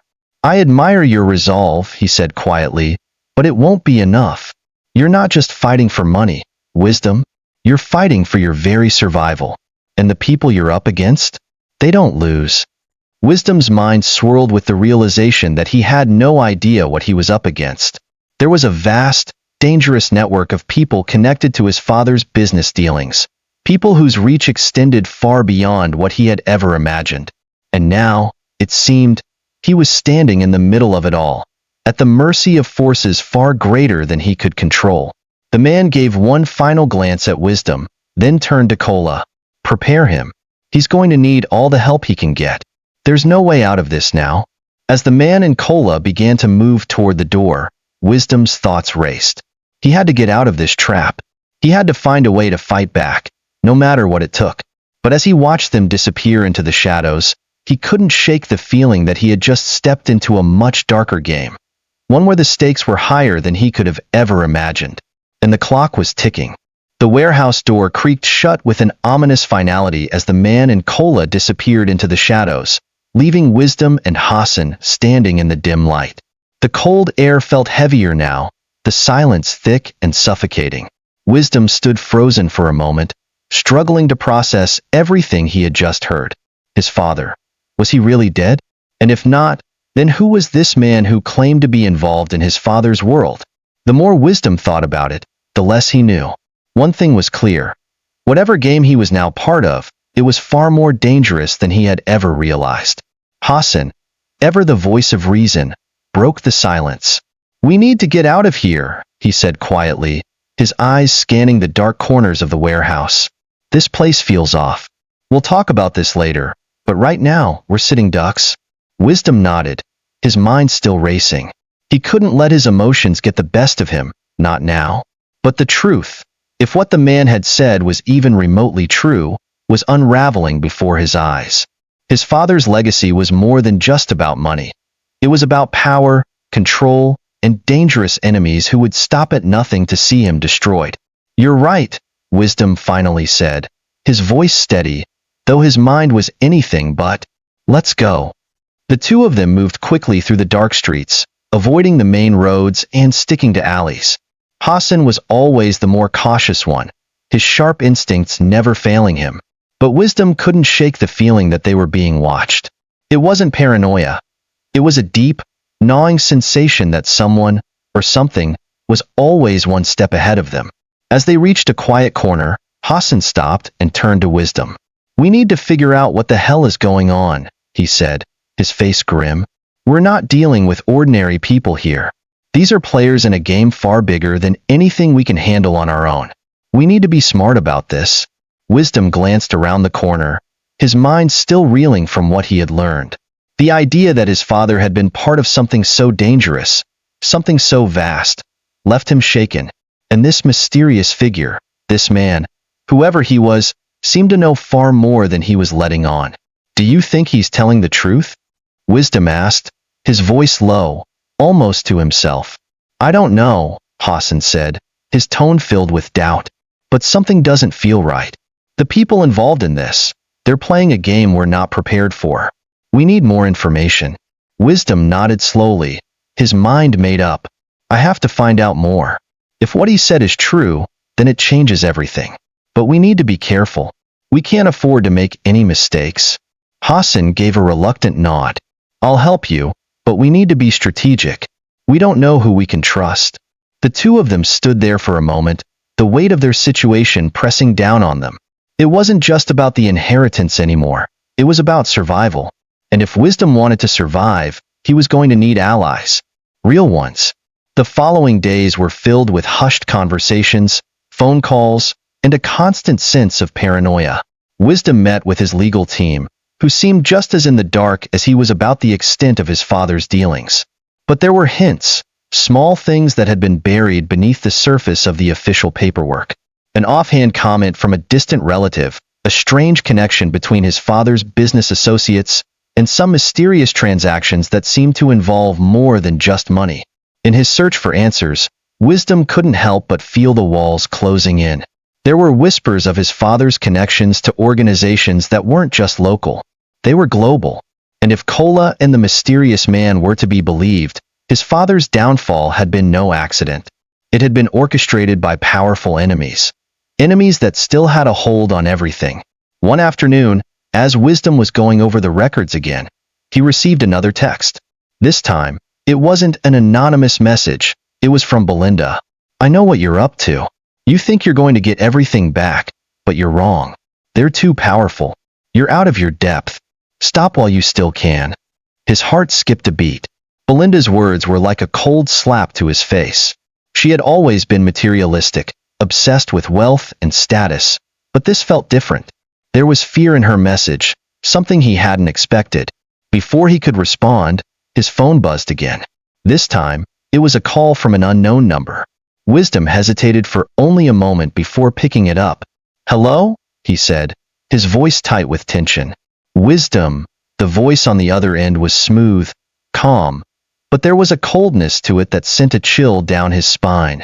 "I think we need to talk." It was the same voice from the warehouse. The man who had claimed to be involved with his father's legacy. "I'm listening," Wisdom said, his hand gripping the phone tighter. "I know you're trying to figure out what's going on, but you need to stop. There's no winning this fight. Your father made decisions that you don't understand. He was involved in things that were far beyond your comprehension. If you keep pushing, you'll find yourself in the same grave he did." Wisdom felt his chest tighten. "You think I'll just give up? You think I'll walk away from everything my father built?" The man's laugh echoed through the phone, dry and humorless. "You have no choice. You think you can beat me and my associates? You're just a child playing with fire. You have no idea who you're dealing with." The call ended abruptly, leaving Wisdom standing in his office, staring at the screen as the last words hung in the air like a dark cloud. He wasn't a child. He wasn't going to back down. But as the days passed, the threats grew more serious. People started following him. Strange cars parked outside his apartment at odd hours. And then, late one night, he received a visit. The knock on the door came just as he was about to turn in for the night. It was a light tap, almost too soft, but it sent a wave of dread through him. He approached the door cautiously, his heart thudding in his chest. He wasn't expecting visitors. No one knew where he lived. When he opened it, there was no one standing there. Just a small, black envelope on the doorstep. Wisdom bent down, his instincts kicking in. He opened the envelope and found a single sheet of paper inside. The message was simple but chilling. "You're running out of time. Your father's enemies are coming for you. There's nowhere left to hide." The handwriting was unfamiliar, but the threat was unmistakable. They weren't just watching him now, they were closing in. Wisdom took a deep breath, the weight of everything crashing down on him. The people behind his father's fall were real, and they weren't going to stop until they had everything they wanted. He had to find a way out, before it was too late. And so, the game continued, with no clear way out, and no clear path to victory. The days blurred together for Wisdom. Every moment felt like a carefully orchestrated chess move in a game where the rules were constantly changing. He couldn't shake the feeling that he was being pulled deeper into a web spun by people with far too much power and influence to be taken lightly. But the envelope, the threats, the ominous warnings, they had lit a fire within him. Wisdom wasn't ready to surrender everything his father had built, not without a fight. There had to be a way to outsmart them, to turn the tide in his favor. He couldn't do it alone. That much was clear. Wisdom knew he had to reach out to his old contacts. He hadn't trusted anyone in years, not after the scandal, not after the betrayal by his own brother. But desperation had a way of forcing people to swallow their pride. He called Hassan that same night. "Meet me at the usual spot," Wisdom said over the phone, his voice tight. "We need to talk." Hassan didn't question him. There was an understanding between them, an unspoken bond formed from years of working together in the corporate world. Hassan knew that when Wisdom asked for help, it was never for something trivial. When they met, the first thing Hassan did was scan the surroundings. Old habits died hard. "You sure about this?" he asked, his tone cautious but not dismissive. "This is bigger than just you now." "I'm sure," Wisdom replied, his jaw clenched. "I've seen the signs. They're circling, Hassan. Whoever they are, they're not going to stop until they've destroyed everything." "Then we need to play their game," Hassan said, his eyes glinting with determination. "We're going to have to make moves they don't expect. If you want answers, we need to find them on our own terms." Wisdom nodded. "But how?" Hassan leaned in, his voice dropping to a whisper. "I've got a lead. A name. Someone who might know more about your father's dealings. A contact from his old circles, before the fall. But this person isn't easy to get to. It's going to take some serious work." Wisdom felt a surge of hope. "Where do we start?" "We start by getting our hands dirty," Hassan said, a slight grin appearing on his face. "The people who know the truth are hidden in plain sight. The only way to get close is to play their game and make them think you're one of them." It wasn't exactly what Wisdom wanted to hear. He wasn't ready to dive back into the dark, corrupt world his father had left behind. But if there was a chance, even a slim one, to take back control, he had to take it. Over the next few weeks, the two of them worked tirelessly to gather information. Hassan used his contacts in the underworld, speaking with informants and old allies. Wisdom, meanwhile, worked the angles from his end, tapping into his network of former associates. Slowly, but surely, they began piecing together a puzzle that had been deliberately kept hidden. The deeper they dug, the more they realized how dangerous the forces behind his father's downfall truly were. The name that kept surfacing in every conversation was a shadowy figure known only as the broker. No one knew much about him, except that he controlled vast networks of influence, business, politics, and even law enforcement. The broker was the kind of person who made things disappear without leaving a trace. A ghost in the system. But what intrigued Wisdom the most was the mention of his father's involvement with the broker.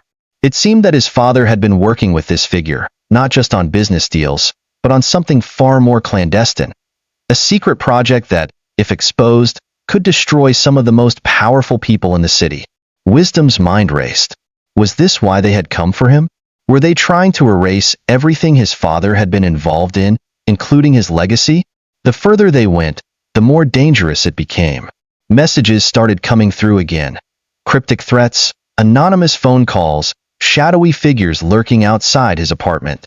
Whoever was watching him was getting more brazen, but it was clear that they were keeping their distance, likely trying to assess how much Wisdom knew.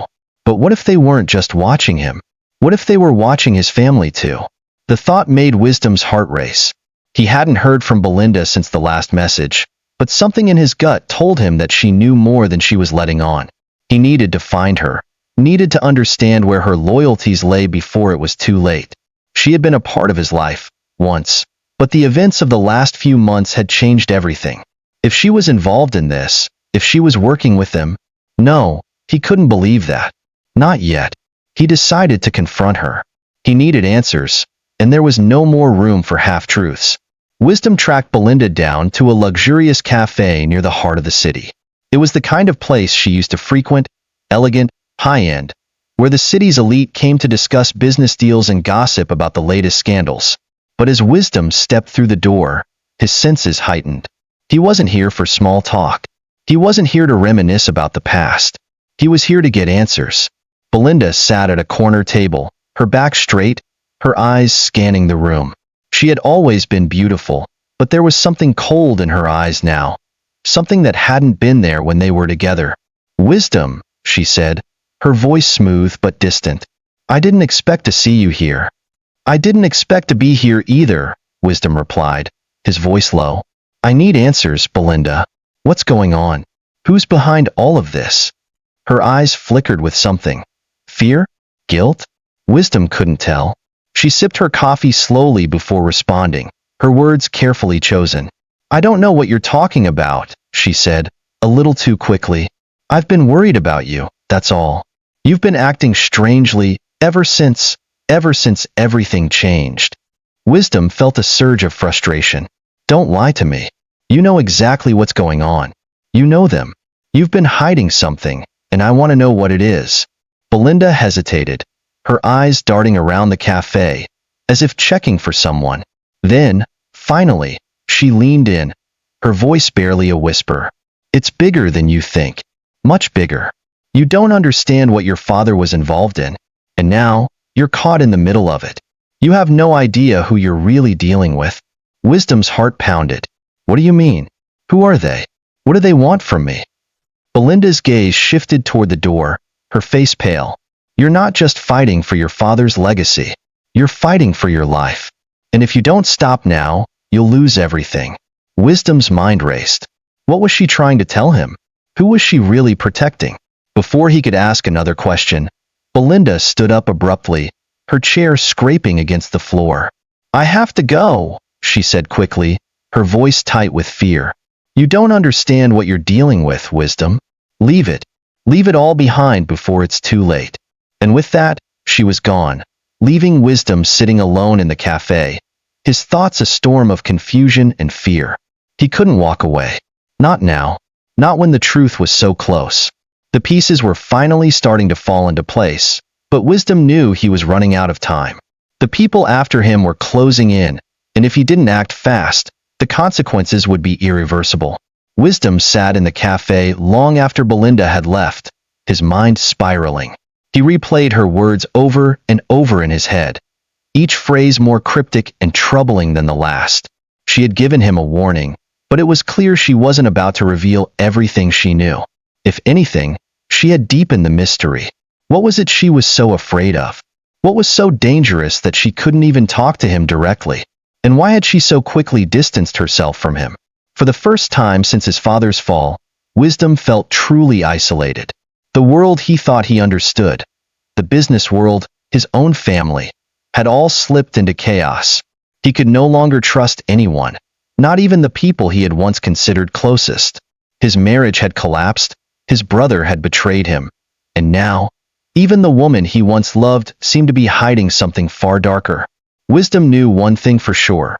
Belinda's fear was genuine, but what was she really afraid of?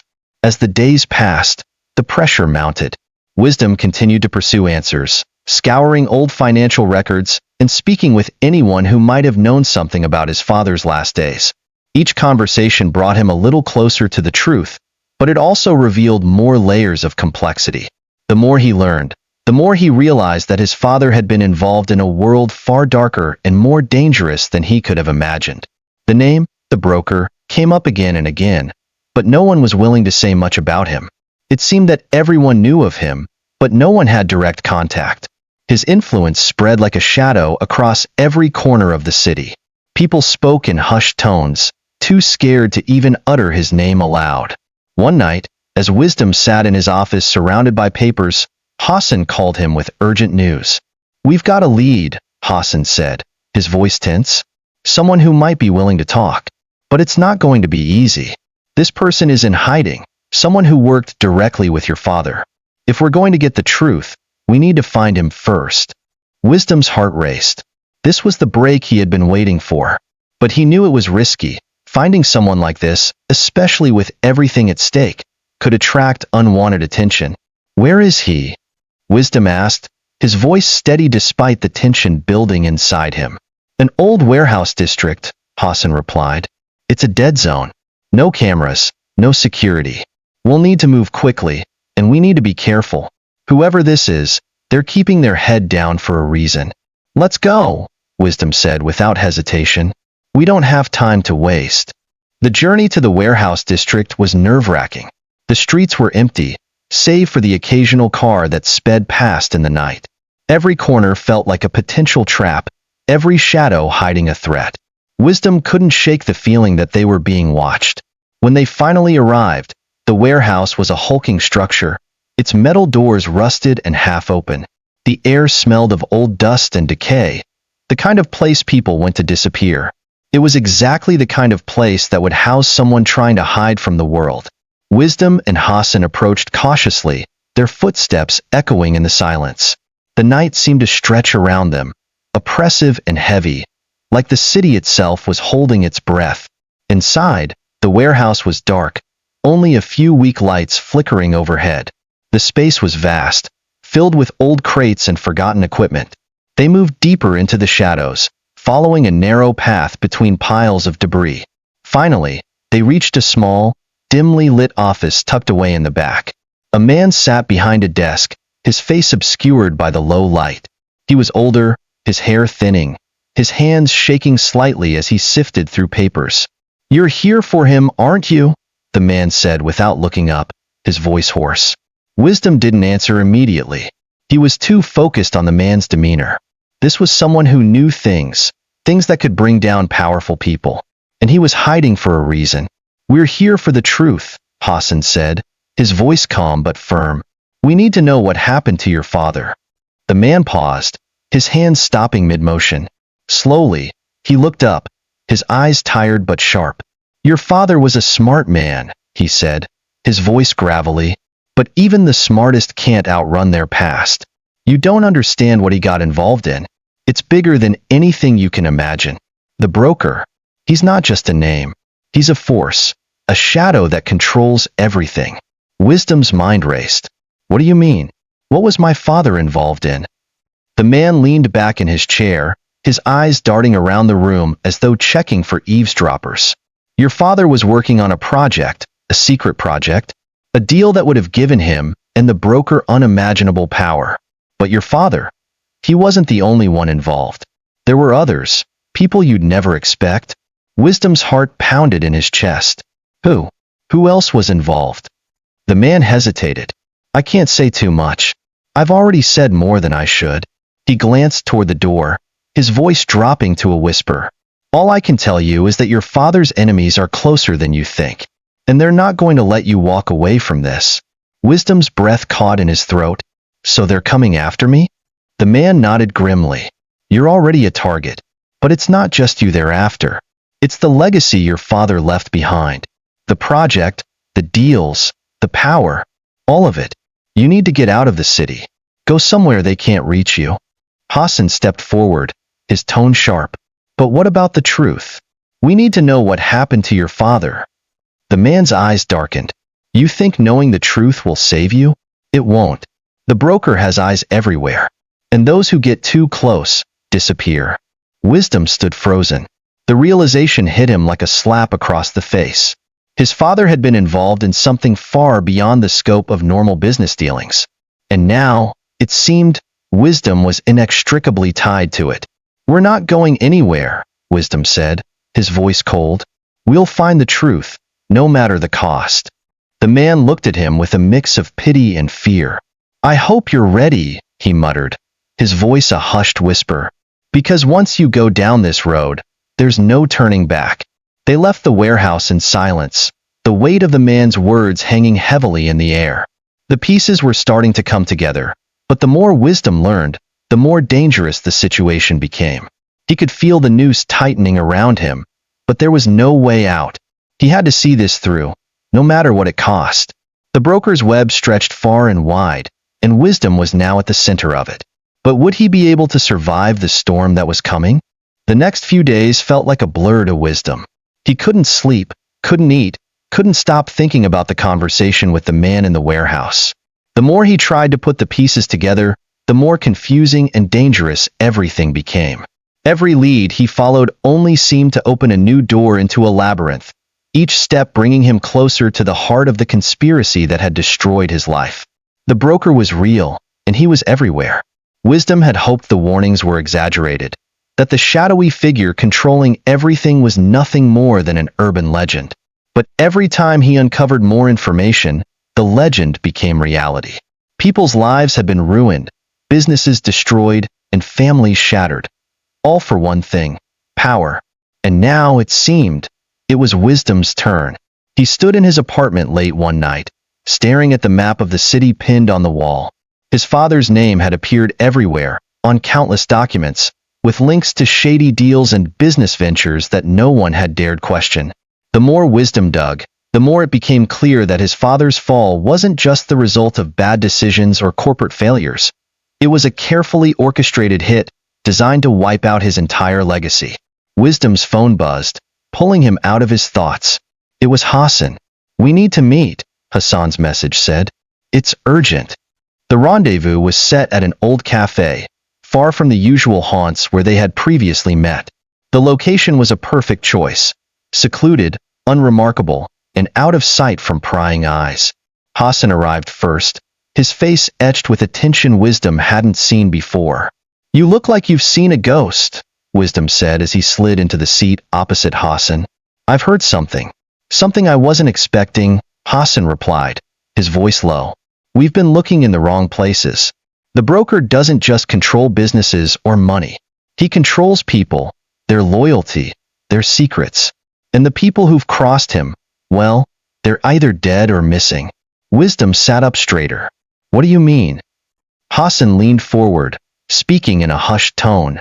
I've been digging deeper into the old networks your father was involved in, and I found something. Something that connects your father to the broker in a way I didn't realize before. There's a project, something big, something that could change everything. But it's been buried, hidden in plain sight. Wisdom's mind raced. What project? What could my father have been involved in that would have made him such a target? I'm not sure yet, Hassan said. But there's one thing I do know for certain. There's someone still working on it. Someone close to the broker who knows exactly what happened. We need to find them before they find us. Wisdom swallowed hard. Where do we start? Hassan hesitated, glancing around nervously. I don't know, but I have a name. A contact who might be able to help. But it's going to be risky. This person has been hiding for a reason. Wisdom was no stranger to risk. He had gambled everything before, but this was different. This wasn't a business deal or a risky investment. It was life and death. I'll take the risk, Wisdom said, his voice steady. Where do we find this person? The next morning, Wisdom and Hassan traveled to the outskirts of the city. The area was industrial, full of old warehouses and abandoned buildings, perfect cover for someone trying to stay off the radar. They drove in silence, each lost in their own thoughts. knowing that they were venturing into dangerous territory. They arrived at an old, dilapidated building.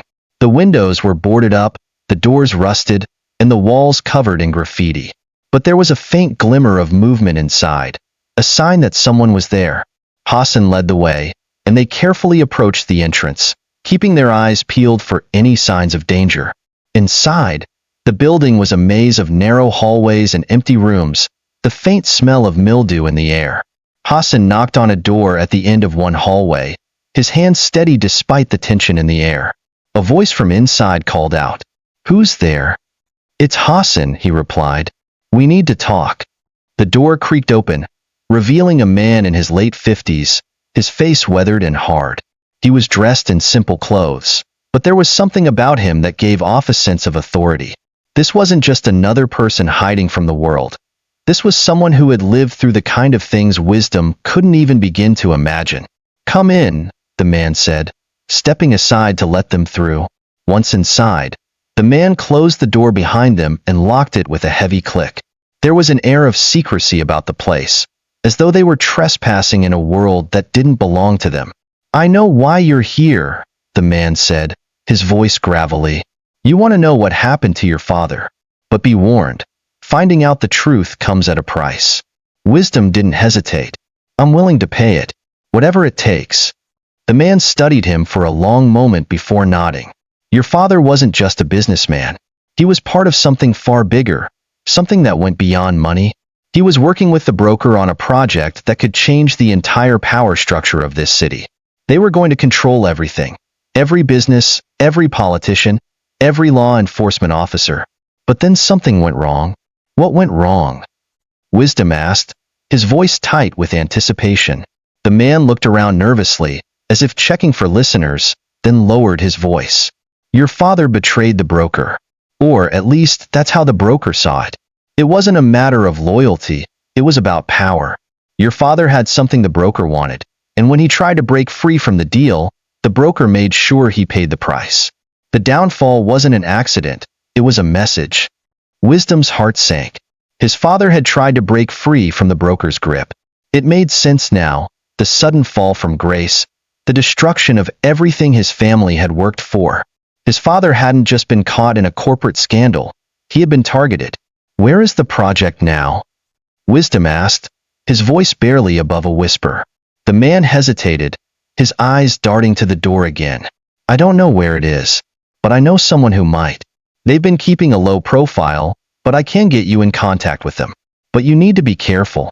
The broker isn't just a businessman. He's everywhere, watching. The moment you get too close, he'll make sure you disappear." Wisdom nodded grimly. "I'll take my chances." The man handed him a small, folded piece of paper with a name and an address scrawled on it. "This is where you need to go.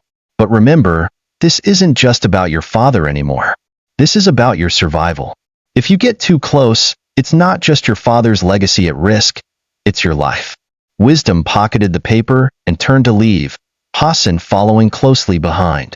As they stepped out of the building and into the cold night air, Wisdom knew that they were about to enter the final stretch of this twisted game. The broker had left his mark on everything Wisdom had once known, and now, Wisdom was about to face him head-on. But there was no turning back now. The night air felt thick as Wisdom and Hassan made their way back to the car. The streets of the city, now eerily quiet, seemed to hold their breath, as though the very ground beneath them was waiting for something to give. Every step they took felt weighted, as if the earth was conspiring to keep them from the truth, and Wisdom could feel the pressure building inside his chest. His father had betrayed the broker. That fact, more than anything else, resonated deeply with him. He had always wondered why everything had fallen apart so suddenly, why his father's downfall had been so swift, so brutal. He had assumed it was a result of bad business practices, poor decisions, or even bad luck. But now, the truth was becoming painfully clear. His father had tried to escape from a trap, only to find himself ensnared deeper in it. "Do you think we're ready for this?" Hassan's voice interrupted his thoughts as they reached the car. Wisdom didn't answer immediately.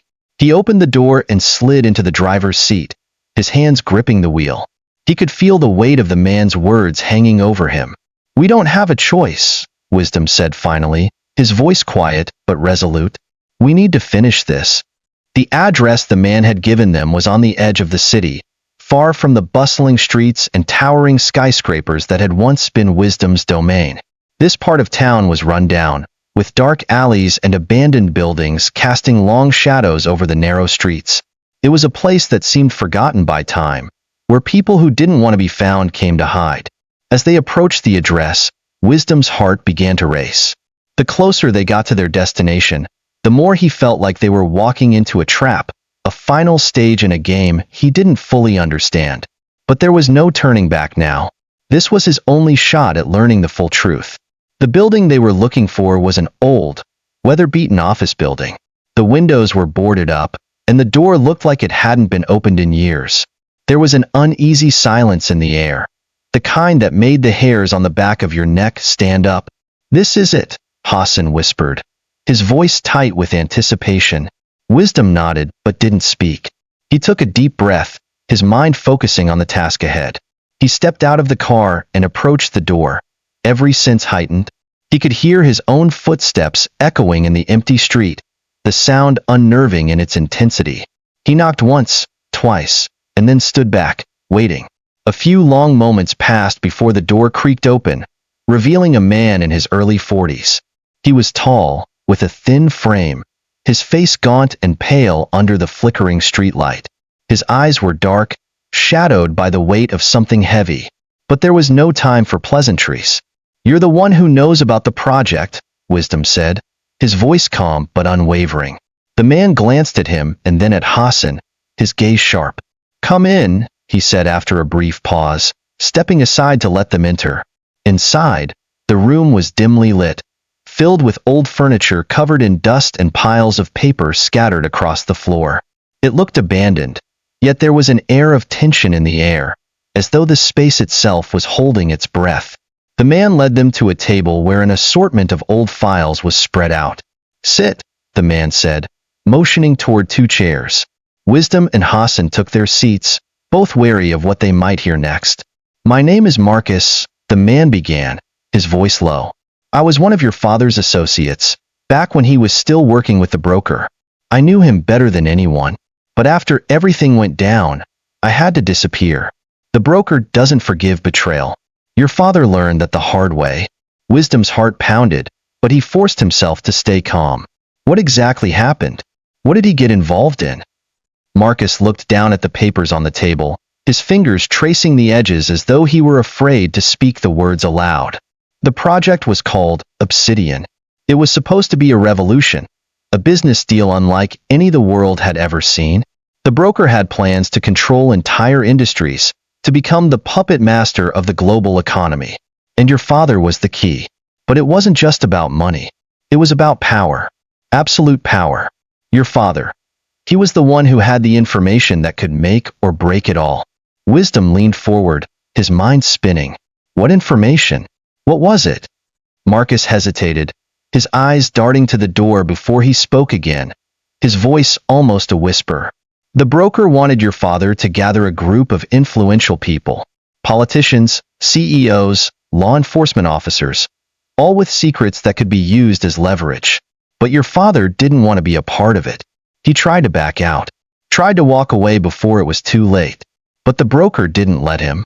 Wisdom's heart sank as the pieces fell into place. His father had tried to escape the very web that had trapped him, the very web that now seemed to be pulling him deeper into its grasp. And the information his father had, the one thing that could have brought down the broker, was now the reason Wisdom himself was a target. "Where is the project now?" Wisdom asked, his voice a growl of frustration. Marcus shook his head. "I don't know. The broker doesn't share that kind of information. But I can tell you this. If you want to find it, you're going to have to get close to him. And that means taking on a bigger risk than you can imagine." Wisdom felt the weight of the words settle heavily on his shoulders. He had always known that uncovering the truth would be dangerous, but this was something else entirely. To bring down the broker, he would have to walk into the heart of the storm itself. "I'm ready," Wisdom said, his voice firm. "Tell me what I need to do." Marcus sighed, standing up and moving to a desk in the corner of the room. He pulled out a thick folder and placed it on the table in front of Wisdom. "This is everything I have. It's all I can give you," he said, his voice filled with regret. "But be careful. The broker is watching, and once you've crossed that line, there's no turning back." Wisdom took the folder and flipped it open, his mind racing with the weight of what he was about to undertake. The pages inside were filled with names, dates, codes, and intricate details about the various players in the broker's network. It was a roadmap to destruction, one that would take everything he had to follow. But Wisdom didn't flinch. He had come too far to back down now. The truth was within his reach, and no matter the cost, he would find it. As he closed the folder, he glanced at Hassan, who nodded, understanding the gravity of the path they were about to take. The broker's reach was far and wide, but Wisdom was no longer the man he had once been. He was no longer the naive bank manager who had lost everything. He was something different now, someone willing to risk it all for a chance at vengeance and justice. With the folder in his hand, Wisdom turned toward the door. He knew that the next few days would be the most dangerous of his life, but he also knew one thing. The broker had underestimated him, and it was time to turn the tables. Wisdom's heart beat fast as he left Marcus's safe house, his mind swirling with the weight of everything he had just learned. The file he now held was more than just a collection of papers. It was his ticket to taking down the man who had destroyed his life. The broker wasn't just a shadowy figure in the background. He was a ruthless, manipulative force that had destroyed countless lives in his pursuit of absolute power, and Wisdom was going to make sure he was the one to bring him down. But the road ahead was far from simple. The broker's web was intricately woven, his connections deep, his influence vast. Wisdom had always believed that money and power were the tools to control a city, but now he understood. It was secrets, dangerous, dark secrets, that ruled everything. The broker knew them all, and he used them to make the world bend to his will. As he sat in his car, Marcus's words replayed in his mind. "Once you've crossed that line, there's no turning back." That was the harsh reality of the situation now. There was no safe way out. He had already burned the bridges to his past, and there would be no turning back once he fully dove into the storm. "I didn't sign up for this," Hassan muttered as they drove back to Wisdom's apartment, his grip tight on the door handle. He hadn't said much since they left the warehouse, but the tension in the air between them was palpable. "You knew what we were getting into," Wisdom replied, keeping his eyes on the road ahead, the city lights flickering as they drove through the heart of the city. "It's different when you know what the stakes are," Hassan said, his voice quieter now, the weight of what was happening sinking in. This isn't just a corporate battle anymore. This is something bigger. We're going up against the kind of people who can make you disappear without a trace." Wisdom knew that Hassan was right. They weren't just up against a corrupt businessman. They were up against a network of untouchable power brokers, people who could manipulate governments, control economies, and destroy lives. And the broker was at the top of it all, his hands in every pie, his eyes on everything. The thought of the project, Obsidian, kept gnawing at him. What was it exactly? What was his father's role in it? And most importantly, where was it now? The answers were in that file, but Wisdom knew he couldn't rush this. Every move had to be calculated, precise. The moment he revealed his hand, he would be a target. When they arrived at the apartment, Wisdom sat in silence for a moment, staring out at the sprawling city. The world seemed so normal from up here. The lights, the people, the cars, but he knew that beneath the surface, it was all just a facade. "We need to find out who else is involved," he said finally, breaking the silence. "There's more to this. The broker's network, his influence, it's bigger than anything we thought. Who do we even trust at this point?" Hassan asked, frustration creeping into his voice. "You know how deep this goes. There's no one who's safe from this mess." Wisdom didn't respond immediately. He could feel the weight of the decision pressing down on him. The people closest to him had already been hurt by this game. The betrayal of his wife, Belinda, the fall from grace, and now, his own brother's life possibly in danger. He couldn't afford to make another mistake. The file, resting on the passenger seat, beckoned. The next morning, Wisdom sat at his desk, the contents of the file spread out before him. Every name, every date, every code was a clue. some small, some large, that would lead him to the heart of the conspiracy. He stared at the name at the top of the first document, Obsidian. He needed to know everything about it. The project wasn't just about money, it was about something far more valuable, and his father had been the key to unlocking it.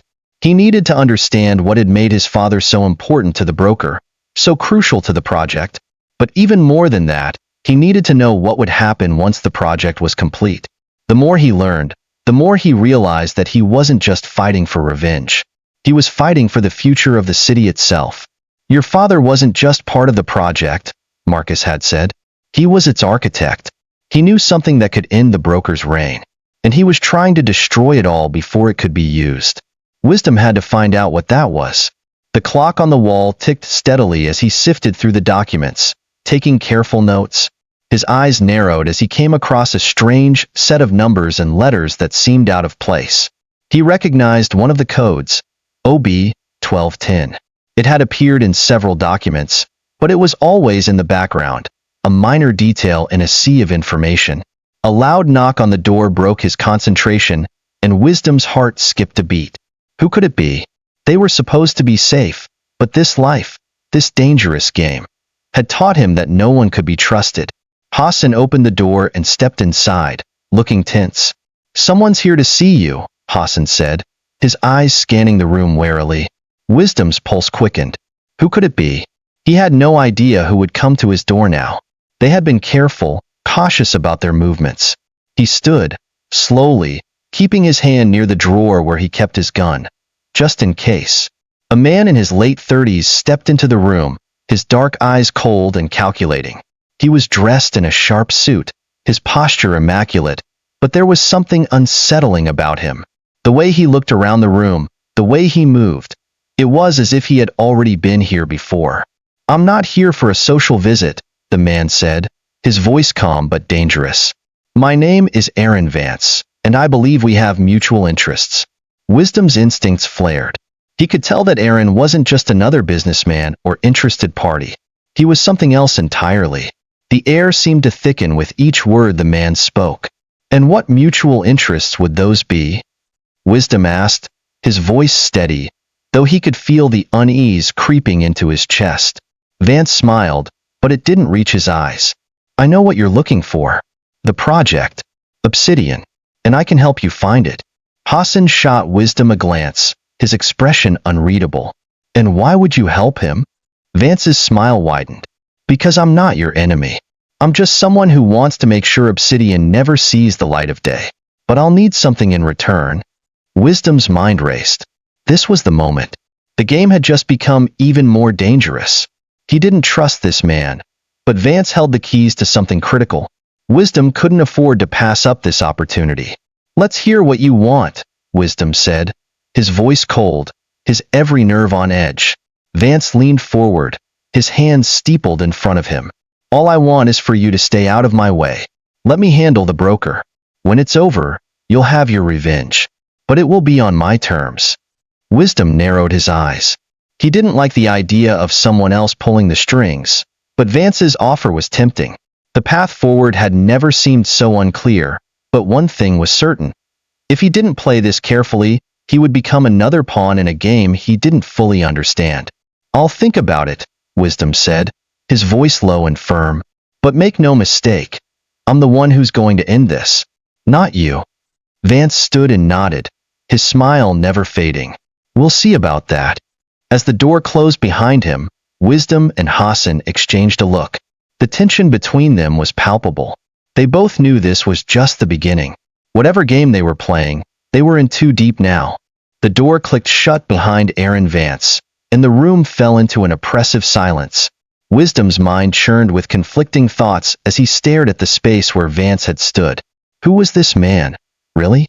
His sharp, calculating demeanor was unnerving. But what troubled Wisdom more was his offer. "Stay out of my way," Vance had said, as though this were his game to control. Hassan broke the silence first. "That guy gives me the creeps," he muttered, pacing the room. "What kind of man walks into someone's house, talks like he owns the place, and then makes demands?" "He's no ordinary man," Wisdom said, his voice low. "He knows too much. About Obsidian, the broker, and about us. Hassan stopped pacing and turned to Wisdom. You think he's a plant? Someone the broker sent to test you? Maybe, Wisdom admitted. Or maybe he's exactly who he says he is. Someone with his own agenda. Either way, we can't trust him. Hassan frowned. So what do we do? You're not seriously considering his offer, are you? Wisdom leaned back in his chair, his eyes drifting to the folder Marcus had given him. It sat on the table, its secrets waiting to be unraveled. No, he said after a moment, but I need to figure out what Vance really wants. He's not helping us out of the goodness of his heart. There's something else driving him. Something big, Hassan added, sitting across from Wisdom. Big enough that he's willing to risk coming here in person. That's a power move if I've ever seen one. Wisdom nodded. We need to keep digging. If Vance thinks he can manipulate me, he's in for a surprise. Hassan leaned back and crossed his arms. You're not just taking him head-on though, are you? I mean, this guy screams danger. What if he's already working with the broker and this is all a setup? The thought lingered in the air, heavy and suffocating. Wisdom knew Hassan had a point. Every move had to be calculated, every alliance scrutinized. But if there was even a chance that Vance could lead him to the broker, or to Obsidian, it was a risk he might have to take. The next day, Wisdom decided to dig deeper into Aaron Vance's background. He spent hours poring over the documents in the folder and cross-referencing them with names, companies, and entities he remembered from his days at the bank. Hassan worked beside him, using his tech skills to scour the deep web for any trace of Vance. By evening, they had uncovered only fragments. Vance was elusive, a ghost in the corporate world.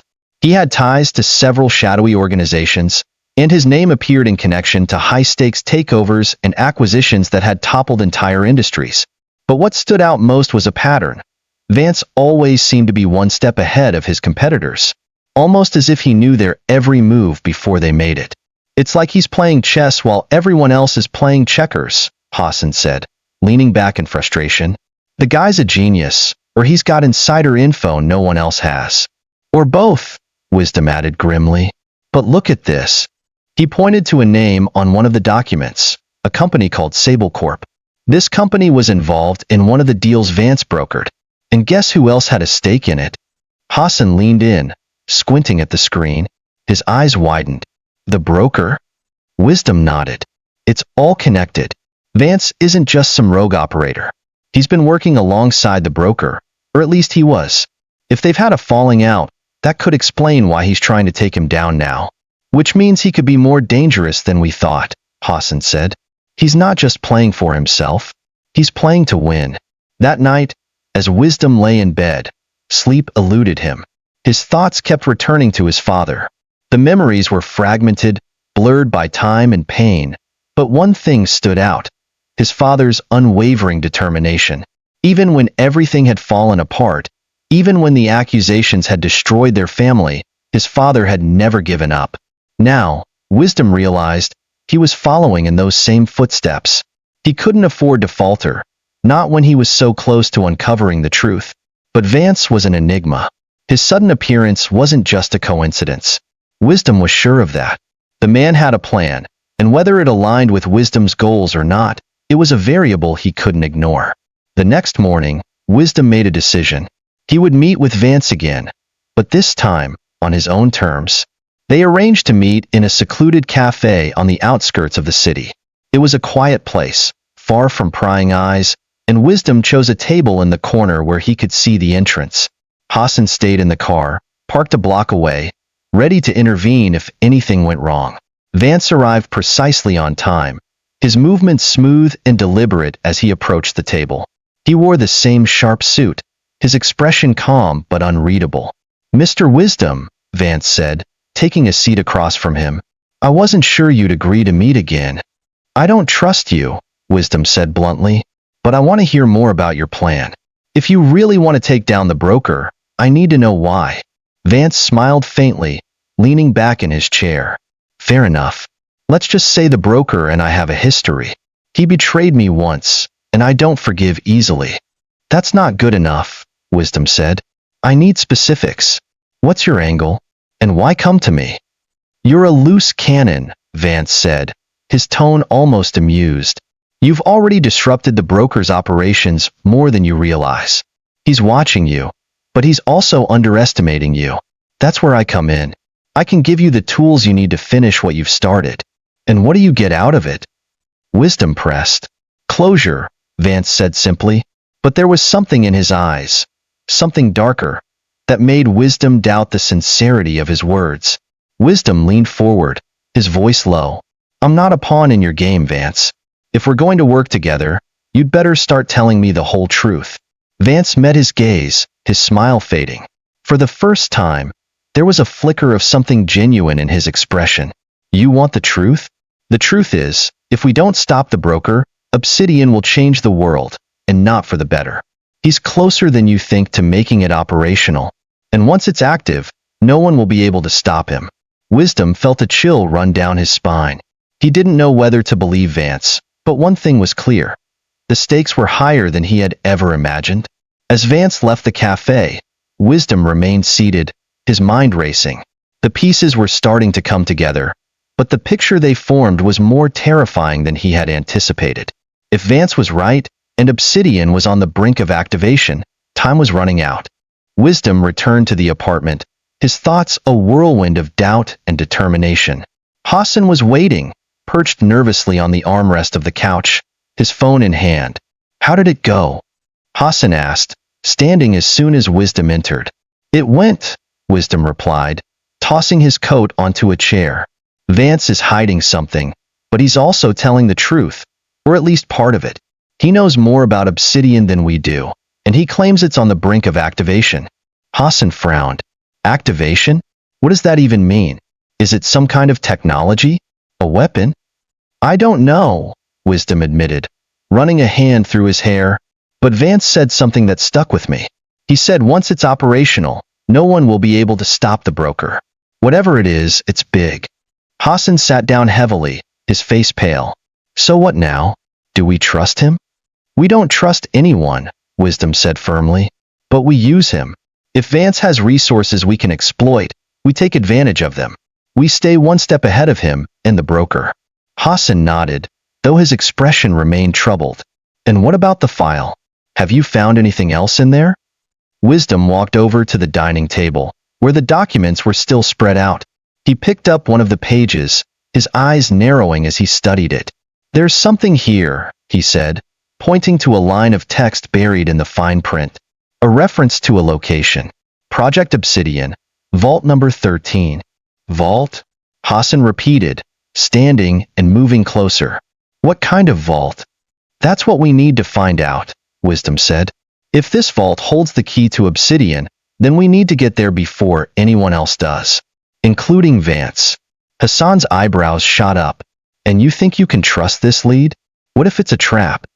"It might be," Wisdom admitted, "but we don't have a choice. If this is where the broker's plans are being kept, or where Obsidian is housed, we need to act fast." The hunt for Vault 13. The next morning, Wisdom and Hassan set out to follow the lead. The address tied to Vault number 13 was buried deep in the industrial district on the outskirts of the city, a place few ventured willingly. The area was a maze of abandoned factories and warehouses, many of them overgrown with weeds and graffiti. Hassan parked the car a block away from the address, his fingers drumming nervously on the steering wheel. "This place screams, set up," he muttered. "Stay alert," Wisdom said as he stepped out of the car, adjusting his jacket to conceal the small handgun he had tucked at his side. "We'll go in, check it out, and leave before anyone knows we're here." The building itself was nondescript, just another crumbling warehouse among many. But as they approached, Wisdom noticed something odd. The area around the warehouse was too clean. No broken glass, no trash, no signs of squatters. It was as if someone had been maintaining the property, keeping it ready for something or someone. "This doesn't feel right," Hassan said, his voice low. "It's not supposed to," Wisdom replied, pushing open the rusted door. Inside, the warehouse was cavernous, its interior dimly lit by sunlight streaming through broken windows. The air was heavy with dust, and their footsteps echoed eerily. At first glance, the place seemed empty, but as they moved further inside, they found something that made both men stop in their tracks. A steel door, reinforced and pristine, stood at the far end of the warehouse. It was out of place in the decaying building, its smooth surface gleaming under the faint light. Above the door, in bold, black letters, were the words, Vault 13. "Looks like we're in the right place," Hassan said, his voice tinged with unease. Wisdom approached the door cautiously, running his fingers over the cold metal. There was no handle, no keypad, just a small, circular scanner embedded in the wall beside it. "Biometric access," Wisdom muttered. "This is high-level security. Whoever built this didn't want just anyone walking in. Can you bypass it?" Hassan asked. Wisdom shook his head. "Not without the right tools, and we don't have time to go back for them." Hassan pulled out his phone, snapping photos of the scanner and the door. "We'll need to figure out whose biometrics are tied to this. If it's the brokers, we're screwed." "Not necessarily," Wisdom said, stepping back to survey the room. "This place was built to keep people out, but there's always another way in.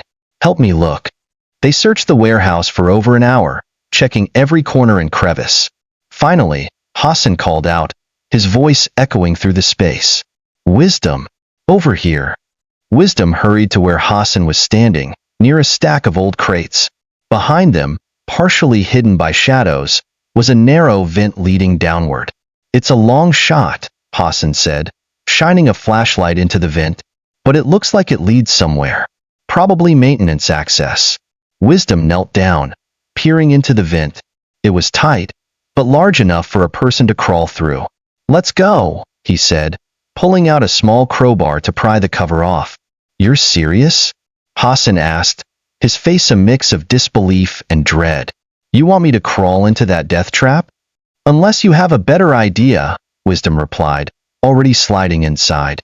The vent led them to a series of underground tunnels, dark, damp, and eerily quiet.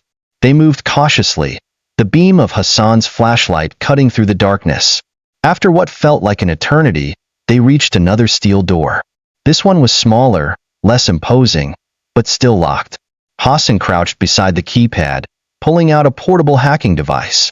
"Give me a minute," he said, his fingers flying over the screen. Wisdom kept watch, his ears straining for any sound. The air was thick with tension, every creak and drip amplified in the silence. Finally, the lock clicked, and the door swung open. Inside was a small room lined with shelves. Boxes, files, and hard drives filled the space, each meticulously labeled. At the center of the room was a single terminal, its screen glowing faintly. "This must be it," Hassan said, stepping inside. Wisdom approached the terminal, his hands trembling slightly as he activated it. The screen flickered to life, displaying a login prompt. "Can you crack it?" he asked Hassan. Hassan nodded, setting to work. After several tense minutes, the screen unlocked, revealing a directory labeled simply, Obsidian. Wisdom's heart raced as he opened the folder. The files within were encrypted, but even at a glance, he could tell they contained something monumental. "We need to get out of here," Hassan said, pulling a hard drive from his bag. "I'll copy everything and decrypt it later." As the files transferred, a faint beeping sound filled the room. Hassan froze. "What's that?" Wisdom's blood ran cold. "A silent alarm," he said. "We've been made." The room plunged into chaos as the sound of approaching footsteps echoed through the tunnels. Their time had run out. The beeping from the silent alarm grew louder, echoing in Wisdom's ears like a ticking time bomb. Hassan's fingers flew across the keyboard, trying to finish the file transfer. "How much longer?" Wisdom asked, his voice tight with urgency. 30 seconds, Hassan said, sweat glistening on his forehead. Wisdom stepped back to the door, his eyes darting into the dark tunnel. The faint sound of boots against concrete grew louder, signaling their pursuers were getting closer. He pulled his handgun from its holster, gripping it tightly. "Hurry up," he muttered. The transfer completed with a final beep, and Hassan yanked the hard drive from the terminal. "Got it," he whispered triumphantly. "Good," Wisdom said. "Now move." They sprinted out of the room, retracing their steps through the dimly lit tunnels. Their flashlights bobbed wildly as they ran, the sound of their own footsteps blending with the ominous clamor of their pursuers.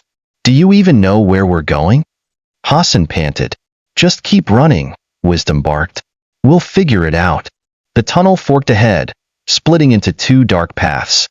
Without hesitation, Wisdom veered left, pulling Hassan along with him. The tunnel narrowed, the walls closing in around them, but the faint glimmer of light up ahead gave Wisdom hope. Almost there, he said, his breath ragged.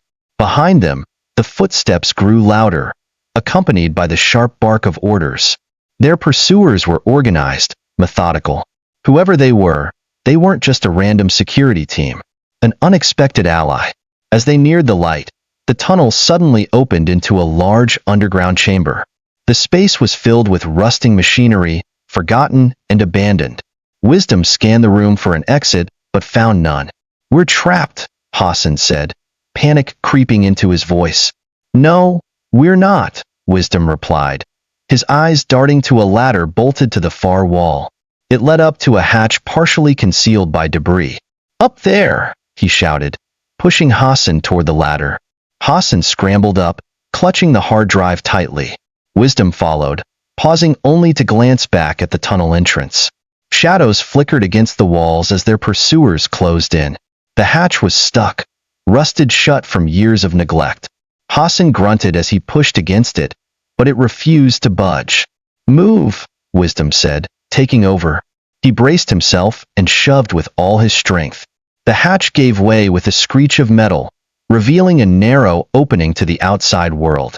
Hassan climbed through first, pulling himself onto solid ground. Wisdom was halfway up the ladder when a gunshot rang out, the bullet ricocheting off the metal beside him. Go, he shouted, hauling himself through the hatch as more shots followed. They emerged into the cold night air, the city's distant lights flickering on the horizon. The warehouse district was eerily quiet, the streets empty save for the occasional stray cat. Which way? Hassan asked, his voice trembling. Wisdom scanned the area, his mind racing. This way, he said, pulling Hassan toward a narrow alley. They moved quickly, weaving through the maze of warehouses. The sound of engines roared to life behind them, headlights cutting through the darkness as their pursuers gave chase. We're not going to make it, Hassan said, glancing over his shoulder. Yes, we will, Wisdom replied, though he wasn't sure he believed it. Ahead, they spotted a chain-link fence blocking their path. Without slowing down, Wisdom grabbed the fence and began climbing, his muscles burning with effort. Hassan followed, struggling to keep up. As they reached the top, a black SUV screeched to a halt below them. Armed men poured out, shouting orders. One of them raised a weapon, aiming at Hassan. No, Wisdom shouted, lunging to pull Hassan over the fence just as the gunman fired. The bullet missed by inches, sparking against the metal. They dropped to the other side, landing in a heap. Wisdom pulled Hassan to his feet, and they kept running, their breaths coming in gasps. After what felt like hours, they found themselves in a quiet residential area far from the industrial district. The streets were lined with old brick houses, their windows glowing warmly. Here, Wisdom said, guiding Hassan into the shadow of a narrow alley. They slumped against the wall, their bodies aching, their lungs burning. For a moment, neither of them spoke, the silence broken only by their ragged breathing. Who were they? Hassan finally asked, his voice barely above a whisper. Whoever they are, Wisdom replied, they work for the broker. Or worse, they might be part of Vance's game. Hassan looked at him, his expression grim. You think Vance set us up? It's possible, Wisdom said, but right now, it doesn't matter. What matters is this. He held up the hard drive, its surface gleaming under the faint light of a nearby street lamp. Do you think it's worth all this? Hassan asked. Wisdom stared at the hard drive, his jaw tightening. If it's what I think it is, it's worth everything. Unbeknownst to them, a shadowy figure watched from a parked car nearby, their face obscured by the darkness. They spoke into a headset, their voice calm and measured. They've got the files, the figure said, but they're not out of reach. Send the extraction team. We need that drive, no matter the cost. The game was far from over. Hassan and Wisdom stayed huddled in the alley for several minutes, listening for any sign of pursuit. The city around them had fallen into a restless silence, punctuated only by the occasional bark of a dog or the distant hum of passing cars. "I don't think they followed us," Hassan whispered, peering cautiously around the corner. "For now," Wisdom replied, his tone grave. "But that won't last. We've stirred up something big, Hassan. They won't stop until they have this." He held up the hard drive. "So, what now?" Hassan asked, his voice tinged with fear. "We can't outrun them forever." Wisdom nodded, already forming a plan in his mind. "We don't have to. We just need to understand what's on this drive. Once we know what we're dealing with, we can decide how to fight back." The duo walked quickly through the darkened streets, their nerves on edge. They needed a place to lie low, somewhere no one would think to look for them. Wisdom led them to an unassuming apartment block on the edge of the city. The building was old and crumbling, its exterior covered in peeling paint and ivy. He knocked on the door of Unit 2B, a sharp, deliberate pattern. After a tense moment, the door creaked open, revealing an elderly man with sharp eyes and a wiry frame. He peered at them through thick glasses, his expression unreadable. "Wisdom," the man said, his voice rough but warm. "It's been years." "It has," Wisdom replied, a faint smile tugging at the corners of his lips. "But I wouldn't come if it wasn't important. We need your help, Edwin." Edwin nodded, stepping aside to let them in. The apartment was small and cluttered, filled with stacks of books, old maps, and an assortment of gadgets that looked like they belonged in a spy movie. Hassan looked around, his eyebrows raised. "Who is this guy?" "A friend," Wisdom said simply. "Edwin used to work in intelligence. He knows how to stay invisible, and how to crack things open." Edwin grunted as he set up a laptop on a cluttered desk. "What have you gotten yourself into this time?" he asked, gesturing for the hard drive. "Something dangerous," Wisdom admitted, handing it over. "Can you decrypt this?" Edwin studied the hard drive, his fingers running over its surface. "Military-grade encryption," he muttered. "This is no ordinary data. Where did you get it?" "Long story," Wisdom replied. "Can you do it or not?" Edwin smirked. "Of course I can, but it'll take time." "Time is something we don't have," Hassan interjected. "They're after us. Whoever they are, they're not messing around." Edwin waved a dismissive hand. "Let them come. This building has more traps than a jungle war zone. They won't get far." He turned to his computer, typing with surprising speed for someone his age. Hours passed as Edwin worked tirelessly to decrypt the files. Wisdom and Hassan sat in the corner, their exhaustion catching up with them.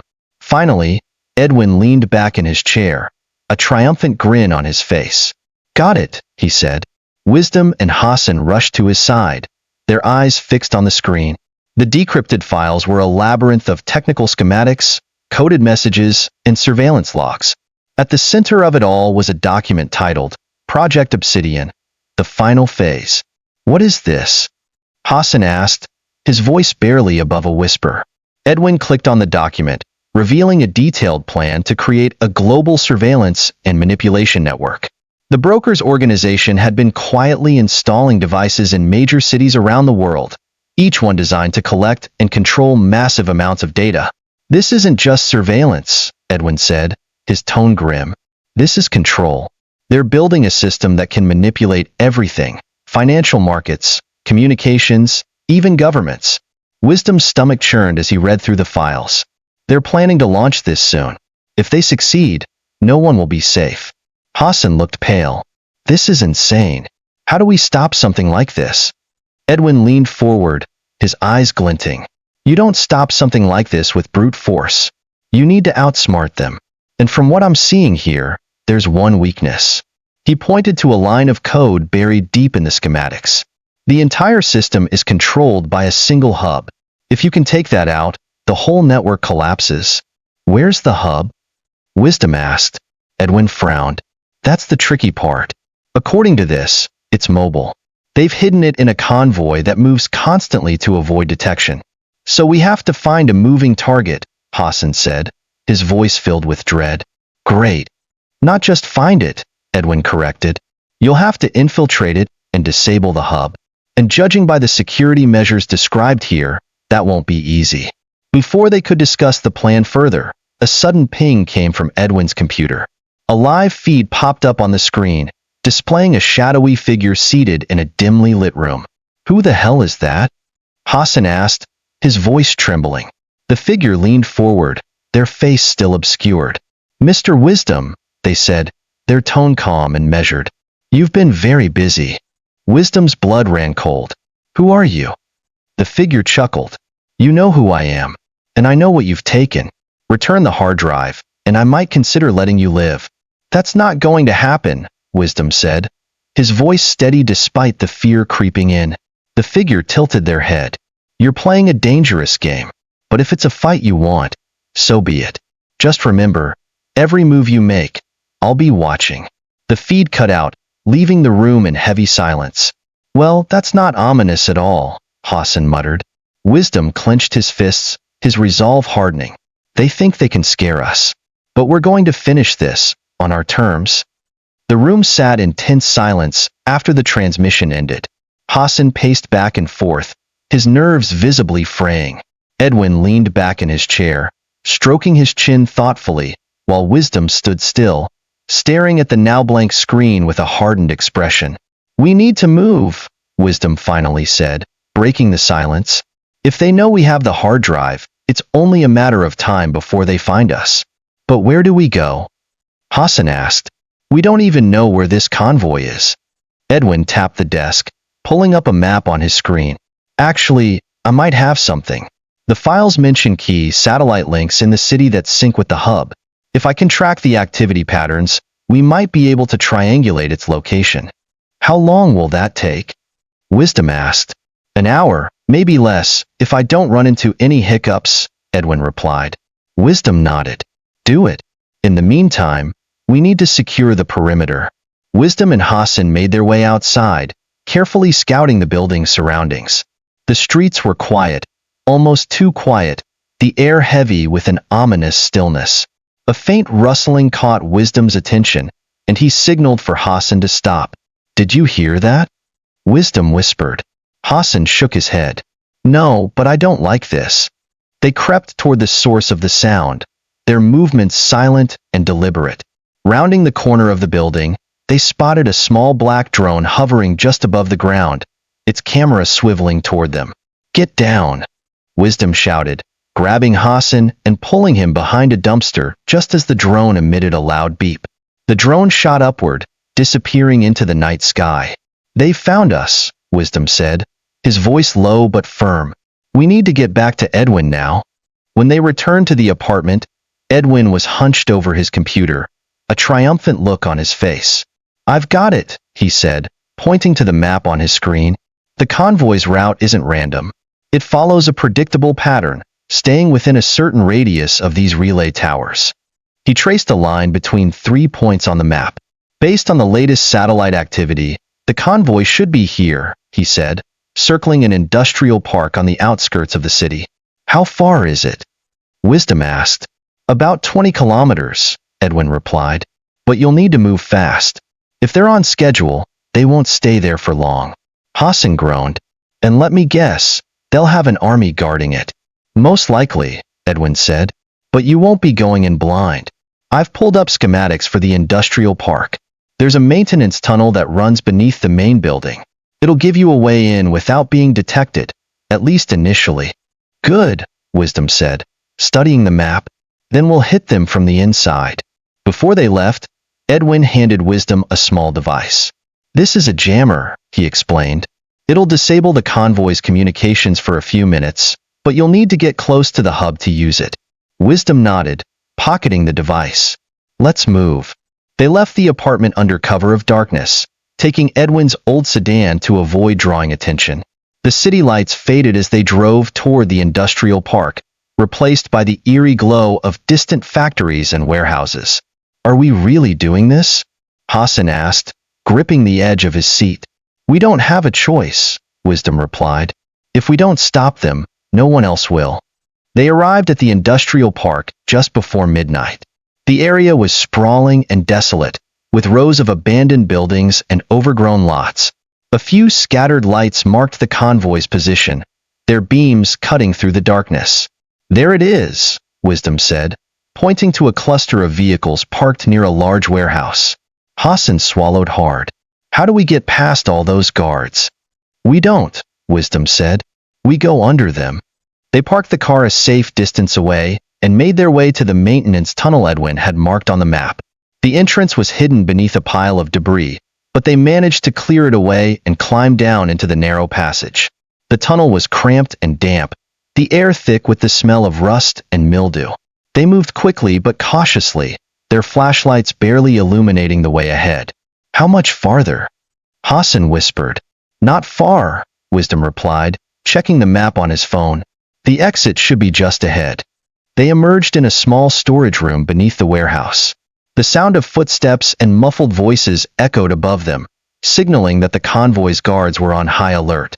Wisdom motioned for Hassan to stay quiet as they crept toward the stairs leading to the main floor. Peeking through the doorway, Wisdom spotted the convoy's vehicles parked in a semicircle around a large central hub. Guards patrolled the area, their weapons glinting under the harsh lights. There's the hub, Wisdom whispered, pointing to a sleek, armored trailer at the center of the convoy. We need to get inside and plant the jammer. Hassan nodded, his face pale but determined. Let's do it. Wisdom and Hassan crouched in the shadows of the storage room, studying the convoy layout through the cracked door. The armored trailer housing the hub was surrounded by a dozen guards, each armed and alert. 2 snipers perched on the rooftops, scanning the area with precision. Getting to that trailer won't be easy, Hassan whispered. It never is, Wisdom replied, his mind already forming a plan. We'll use the maintenance vehicles as cover to get closer. Hassan frowned. And when they see us? They won't, Wisdom said firmly. We'll move fast and stay low. If they do, we improvise. Before Hassan could protest further, Wisdom pulled out a small EMP grenade Edwin had given him earlier. This will knock out their electronic surveillance for 2 minutes. It's not much, but it's enough to make a move. Wisdom activated the EMP grenade and rolled it toward a control station at the edge of the convoy. A faint pulse rippled through the air, and the lights on the surveillance cameras flickered and died. Now, Wisdom hissed, motioning for Hassan to follow. They slipped out of the storage room and darted toward a cluster of maintenance vehicles parked near the warehouse. Moving quickly and silently, they used the vehicles as cover, creeping closer to the trailer with every step. The guards were distracted, checking their radios and cameras to figure out what had gone wrong. For a brief moment, the duo went unnoticed. Almost there, Wisdom whispered, glancing at the trailer just a few meters away. As they reached the back of the trailer, a guard rounded the corner, his flashlight sweeping dangerously close to their position. Wisdom reacted instantly, grabbing the guard and pulling him into the shadows. Before the man could make a sound, Wisdom knocked him out with a well-placed blow. Was that necessary? Hassan whispered, his voice shaking. Would you rather he raised the alarm? Wisdom shot back, dragging the unconscious guard behind a stack of crates. Stay focused. Using a small lockpick from his pocket, Wisdom quickly bypassed the padlock securing the trailer's door. The lock clicked open, and they slipped inside. The interior of the trailer was cramped and filled with high-tech equipment, glowing screens, and blinking lights. At the center stood the hub, a sleek, cylindrical device connected to a series of servers and monitors. Hassan stared at it, wide-eyed. That's it. That's it, Wisdom confirmed. He pulled the jammer from his bag and approached the hub. This will disable their communications and start corrupting the data. As he worked, Hassan kept watch near the door, his hands trembling. Hurry up. I don't like this. I'm going as fast as I can, Wisdom replied, his fingers moving deftly over the jammer's controls. Just as Wisdom activated the jammer, a monitor nearby flickered to life, displaying a live feed of a dark, shadowy room. A familiar figure appeared on the screen, the same person who had spoken to them earlier. Mr. Wisdom, the voice said, calm and mocking. You're predictable. Wisdom froze, his heart pounding. How? We knew you would come, the figure continued. You've walked straight into our trap. Suddenly, the door to the trailer burst open. An armed guard stormed in. Hassan yelled in panic, but before he could react, they were both forced to the ground. guns pressed to their heads. "Take them," one of the guards barked. "The broker wants them alive." Wisdom and Hassan were dragged out of the trailer and into the harsh floodlights of the convoy. The guards secured their hands with zip ties and shoved them toward an armored SUV. Hassan looked at Wisdom, his eyes filled with terror. "What do we do now?" "Stay calm," Wisdom said, though his mind raced. He knew they couldn't afford to panic. If they were being taken alive, it meant the broker still needed something from them. As they were forced into the SUV, Wisdom glanced at the hub, which was still active despite the jammer. He silently vowed to finish what he had started, no matter the cost. The SUV sped away from the industrial park, flanked by several other vehicles. Wisdom and Hassan sat in the back, flanked by 2 guards with rifles. "Where are you taking us?" Wisdom demanded. The guards didn't answer, their faces expressionless. Hassan leaned closer to Wisdom and whispered, "We're done for, aren't we?" "Not yet," Wisdom replied quietly. "We still have cards to play." As the convoy sped through the dark city streets, Wisdom noticed something odd. A black motorcycle had appeared in the rearview mirror, tailing the convoy at a distance. The rider wore a dark helmet and moved with precision, staying just out of range of the guard's notice. "Do you see that?" Wisdom whispered to Hassan, nodding toward the motorcycle. Hassan squinted. "Who is that?" "I don't know," Wisdom said, "but they might be our only chance." The black motorcycle followed the convoy at a careful distance, its sleek frame blending into the shadows. Wisdom kept his eyes on the rearview mirror, his mind racing with possibilities. Who was this mysterious rider? An ally? Or another enemy playing a different game? The SUV turned onto a deserted highway, its tires screeching as it sped through the night. The convoy vehicle spread out, creating a protective formation around the lead car. The rider remained behind, but their movements became bolder, drawing closer with every turn. "Whoever they are," Wisdom whispered to Hassan, "they're not here for sightseeing." The guards in the SUV finally noticed the motorcycle. One of them grabbed a radio. "We've got a tail," he said, his tone sharp. "Dispatch someone to deal with it." Wisdom leaned toward Hassan. "Be ready. If this rider makes a move, we'll need to act fast." Up ahead, one of the convoy vehicles slowed down, allowing the motorcycle to catch up. 2 guards leaned out of the truck, aiming rifles at the rider. But before they could fire, the rider swerved sharply, pulling out what looked like a small grenade launcher. In a flash, the rider fired, and a burst of smoke engulfed the convoy truck. The vehicle swerved wildly before skidding to a halt, its tires blown out. The other convoy vehicles braked suddenly, causing chaos in their formation. The guards in the SUV shouted orders, their focus diverted by the attack. Wisdom saw his opportunity. "Now's our chance," he whispered to Hassan. "Follow my lead." As the guards scrambled to figure out what was happening, Wisdom lunged forward, using his bound hands to slam his elbow into the guard on his right. The man grunted in pain, dropping his rifle. Hassan, inspired by Wisdom's bold move, followed suit, kicking the other guard hard in the knee. The commotion caused the driver to lose control, and the SUV skidded off the road, slamming into a guardrail. The impact threw everyone forward, and the guards were momentarily stunned. "Come on," Wisdom shouted, kicking open the door with all his strength.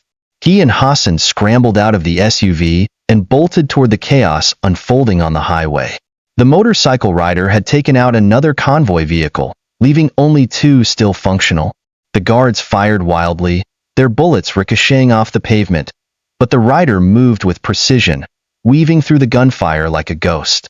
As Wisdom and Hassan ran toward the rider, the mysterious figure skidded to a stop and extended a hand. "Get on!" the rider shouted, their voice distorted by the helmet. Without hesitation, Wisdom grabbed the offered hand and pulled himself onto the motorcycle. Hassan clambered on behind him, his face pale with fear. "Hold tight!" the rider yelled, revving the engine. The motorcycle roared to life, speeding away from the convoy as bullets whizzed past them. The rider expertly maneuvered through the dark streets, taking sharp turns and narrow alleys to lose their pursuers. The remaining convoy vehicles gave chase, but the motorcycle's speed and agility proved too much for them. After what felt like an eternity, the rider led them into an abandoned parking garage.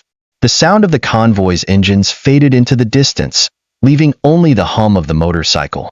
The rider killed the engine and dismounted, removing their helmet to reveal a woman with sharp, determined features. Her piercing green eyes locked onto Wisdom's. "You owe me," she said flatly. Wisdom stared at her, trying to place her face. There was something familiar about her, but he couldn't quite pinpoint it. "Who are you?" he asked, his voice steady but cautious. The woman smirked. "You don't recognize me? I'm not surprised. It's been years, after all." She crossed her arms, leaning against the motorcycle. "Name's Laura. We worked together back when you were running the bank." Wisdom's eyes widened. He remembered Laura as a sharp-witted IT specialist who had been fired under suspicious circumstances years before his own downfall. "Laura, how did you find us?" "I've been keeping tabs on you," she said.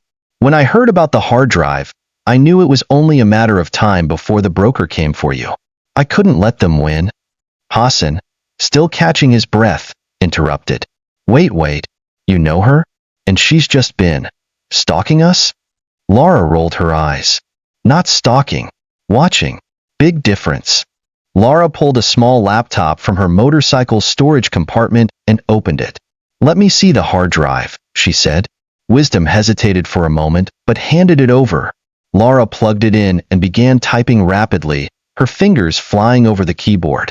"I've been tracking the broker's operations for years," she explained. "This isn't just about a surveillance network. The data on this drive holds the key to their entire empire. If we can decrypt it, we can bring them down." "Edwin already decrypted part of it," Wisdom said.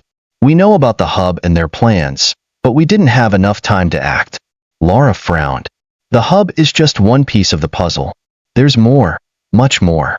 If we're going to take them down, we'll need to hit them where it hurts." "And where is that?" Hassan asked. Laura glanced at him, her expression grim.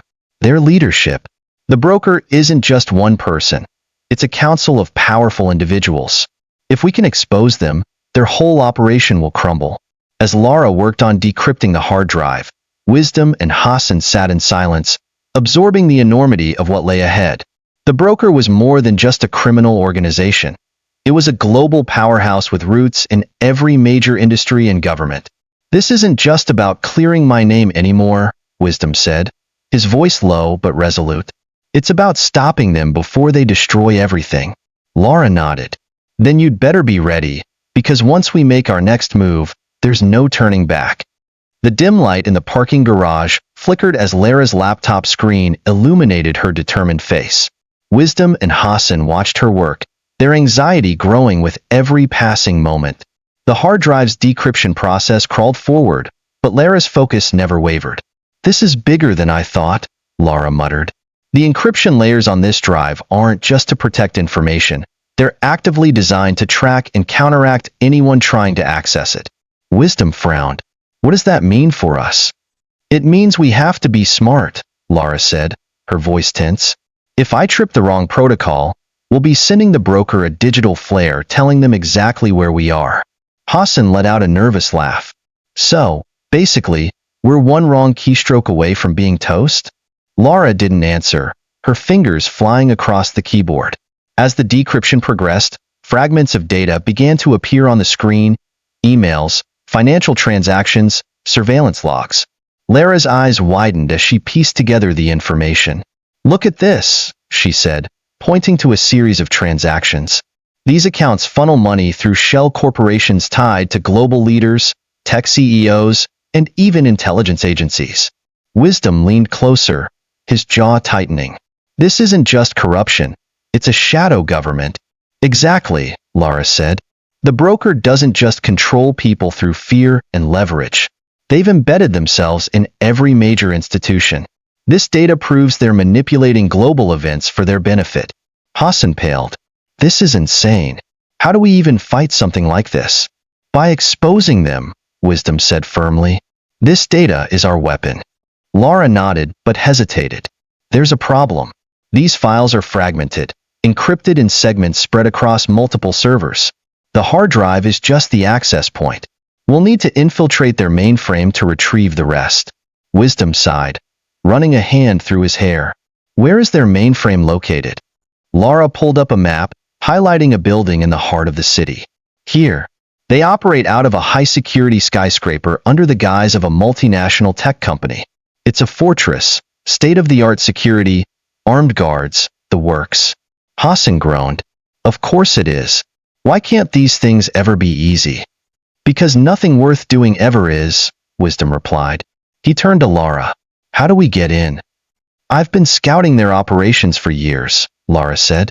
There's an underground service tunnel that connects to their server room. If we can breach it, I can extract the remaining data remotely. And then what? Hassan asked. Even if we get the data, how do we expose it without getting killed? We'll need to go public, Lara said. Leak everything to multiple platforms at once, news outlets, social media, whistleblower networks. Once the truth is out, they won't be able to cover it up. Their conversation was interrupted by the faint sound of tires screeching in the distance. Wisdom tensed, his instincts on high alert. They found us, he said, his voice calm but urgent. We need to move.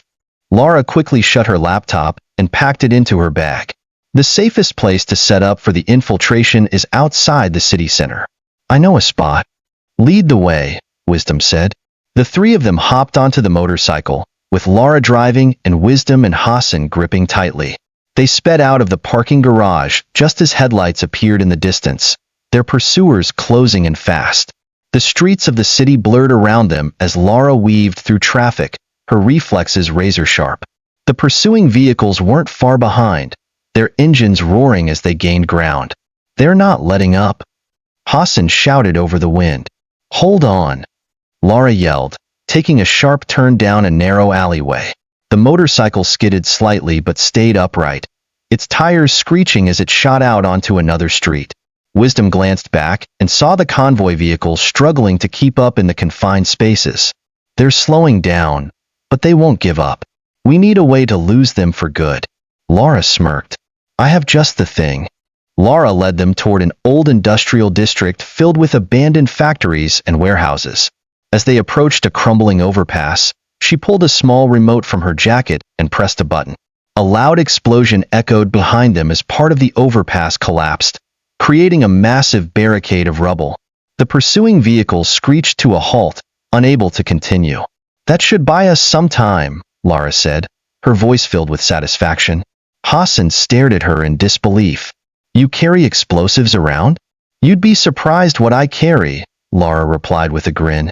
They reached a safe house on the outskirts of the city, a small, nondescript building hidden among overgrown vegetation. Lara led them inside and set up her equipment on an old wooden table. This is where we plan our next move, she said, her tone serious. We have one shot at this. If we fail, the broker will crush us and everything we stand for. Wisdom nodded, his resolve unwavering. Then we can't afford to fail. The safe house was quiet, save for the hum of Lara's laptop and the faint sound of wind rustling through broken windows. The air was thick with tension as Wisdom, Hassan, and Lara went over the details of their next move. Lara spread a blueprint of the skyscraper across the table, marking key points with a red pin. This building is a fortress, she began. Cameras, biometric scanners, motion detectors, everything you can think of. But the weakest point is here. The service tunnel that runs below the structure. It's how they bring in supplies without attracting attention. Hassan leaned over the blueprint, frowning. And how do we get past all the guards? We can't exactly waltz in with a smile. Lara smirked. That's where these come in. She pulled out a small case and opened it to reveal forged ID badges and uniforms for the building's maintenance crew. Wisdom studied the disguises. These will get us into the tunnel, but what about the server room? Won't that be heavily guarded? It will, Lara admitted. That's why we'll need to create a distraction. Something big enough to pull their security away from the lower levels. Hassan crossed his arms. What kind of distraction are we talking about? Lara tapped the map with her pin. The building has a backup generator on the 15th floor. If we can disable it, the entire system will go into lockdown. That'll give us about 20 minutes before they switch to manual control. We'll use that window to get into the server room. Wisdom nodded. And once we're in the server room? I'll extract the remaining data and upload it to secure servers, Lara explained. From there, it's a race against time to release everything before they can stop us. Hassan shook his head. This plan sounds like it's held together with duct tape and hope. It's the best we've got, Wisdom said firmly. He turned to Lara. What do we need to do? The next few hours were a blur of preparation. Lara taught Wisdom and Hassan how to use the forged IDs and uniforms, while Wisdom worked on memorizing the building's layout. Hassan, though reluctant, practiced disabling basic security systems under Lara's guidance. You're surprisingly good at this, Lara remarked as Hassan successfully bypassed a simulated alarm. Don't sound so surprised, Hassan muttered, though his hands trembled slightly. As they packed their equipment into backpacks, Lara addressed the group. Once we start this, there's no turning back. If anything goes wrong, we scatter and regroup here. Understood? Wisdom and Hassan nodded. The weight of the mission hung heavy in the air, but there was no room for doubt. Dressed in their disguises, the trio made their way to the service tunnel under the cover of night. The entrance was hidden behind a cluster of dumpsters, guarded by a single security officer. Hassan hesitated, glancing nervously at Wisdom. You sure about this? Stay calm, Wisdom whispered. Follow the plan. Lara approached the guard, flashing her forged ID with confidence.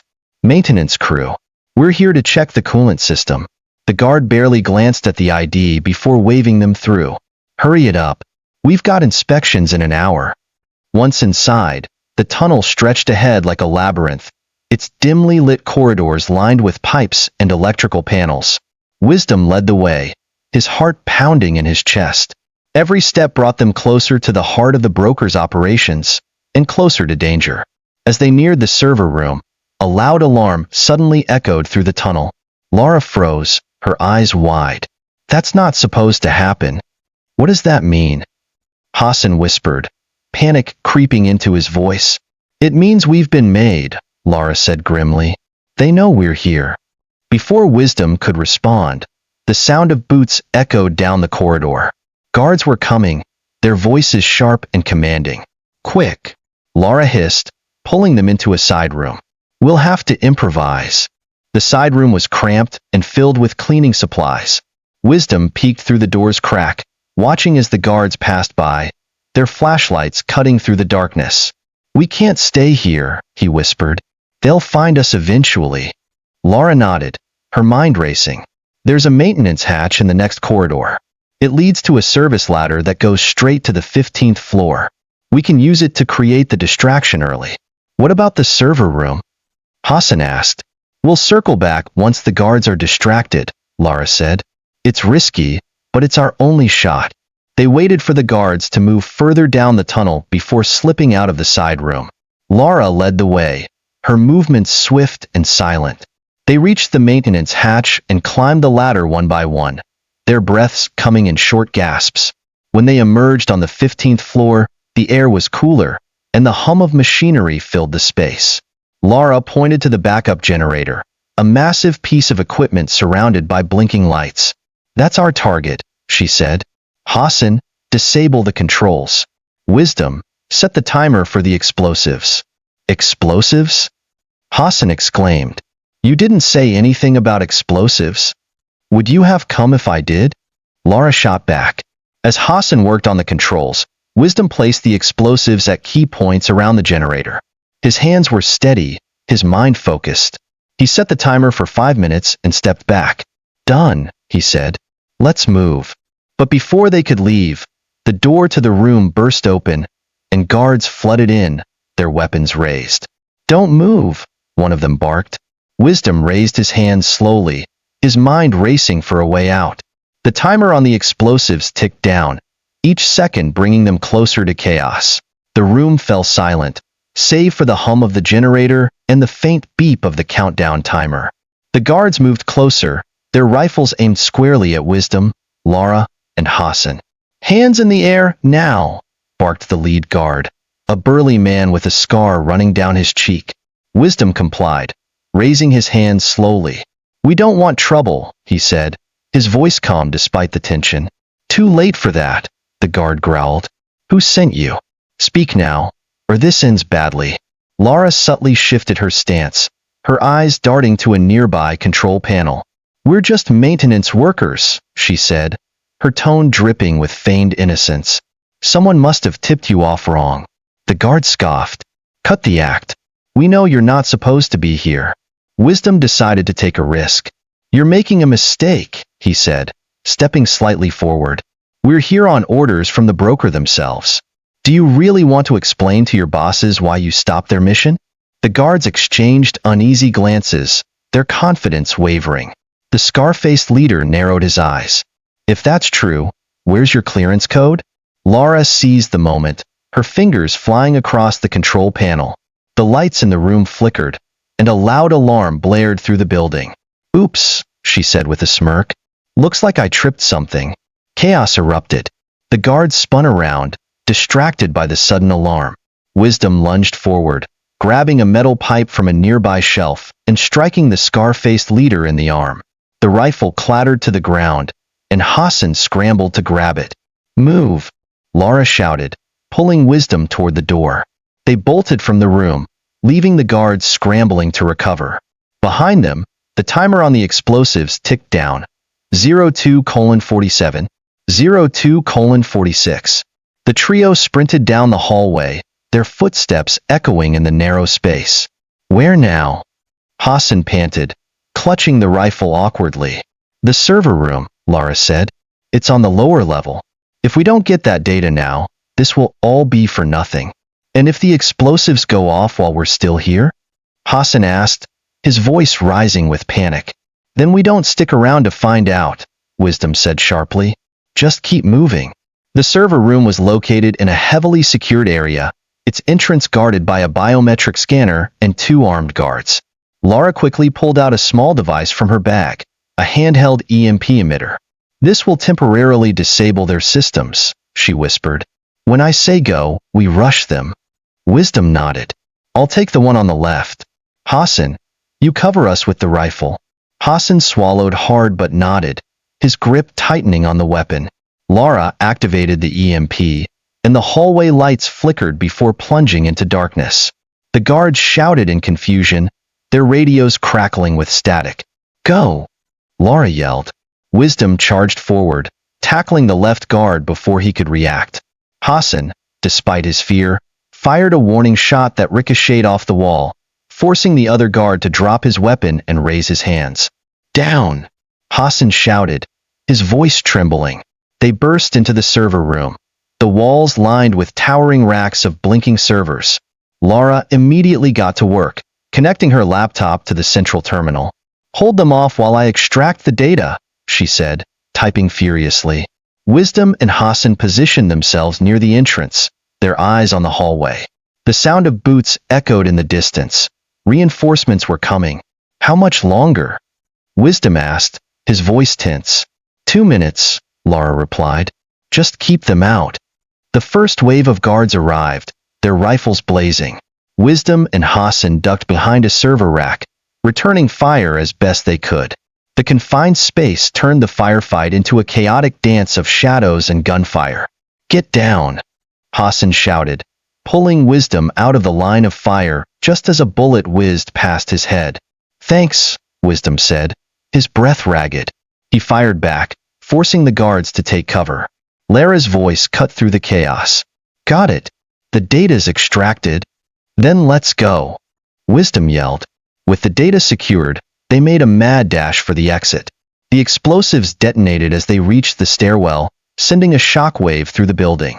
Dust and debris rained down, and the lights flickered ominously. Move, move, move, Lara shouted, leading the way through the crumbling structure. They emerged into the night, their lungs burning and ears ringing. The building behind them was engulfed in chaos, alarms blaring and flames licking at the sky. Did we get it? Hassan asked, his voice shaking. Lara held up her laptop, a triumphant smile on her face. We got it. They retreated to the safe house, their bodies bruised but their spirits high. Lara immediately began decrypting the remaining data, her eyes alight with determination. This is it, she said. Everything we need to expose the broker. Wisdom placed a hand on her shoulder. You've done incredible work, but we're not out of danger yet. Lara nodded. I know. Once we release this, they'll come for us with everything they've got. Then we'll be ready, Wisdom said, his voice filled with resolve. The safe house was dimly lit, the faint glow of Lara's laptop casting long shadows on the peeling walls. Despite the chaos they'd just escaped, the air was heavy with an eerie calm. Wisdom, Hassan, and Lara sat around the table, exhaustion etched into their faces. Lara's fingers danced across her keyboard as she decrypted the last fragments of data. This is the moment of truth, she said, her voice steady despite the tension. We're about to show the world exactly who the broker is and what they've done. Hassan leaned back in his chair, rubbing his temples. And what happens when we hit send?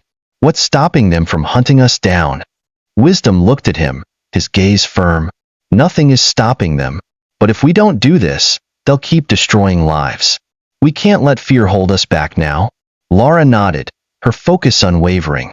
The truth will be our shield. Once this goes public, the broker will be too busy managing the fallout to come after us immediately. But we'll need to stay ahead of them. As the decryption completed, a web of connections appeared on the screen: names, dates, financial transactions, and surveillance footage. Lara's eyes widened as she scrolled through the files. This is insane, she murmured. They've infiltrated everything: governments, corporations, even charities. There's no corner of the world they don't control. Wisdom leaned over her shoulder, his jaw tightening. These people aren't just corrupt, they're puppeteers. They've turned entire systems into tools for their greed.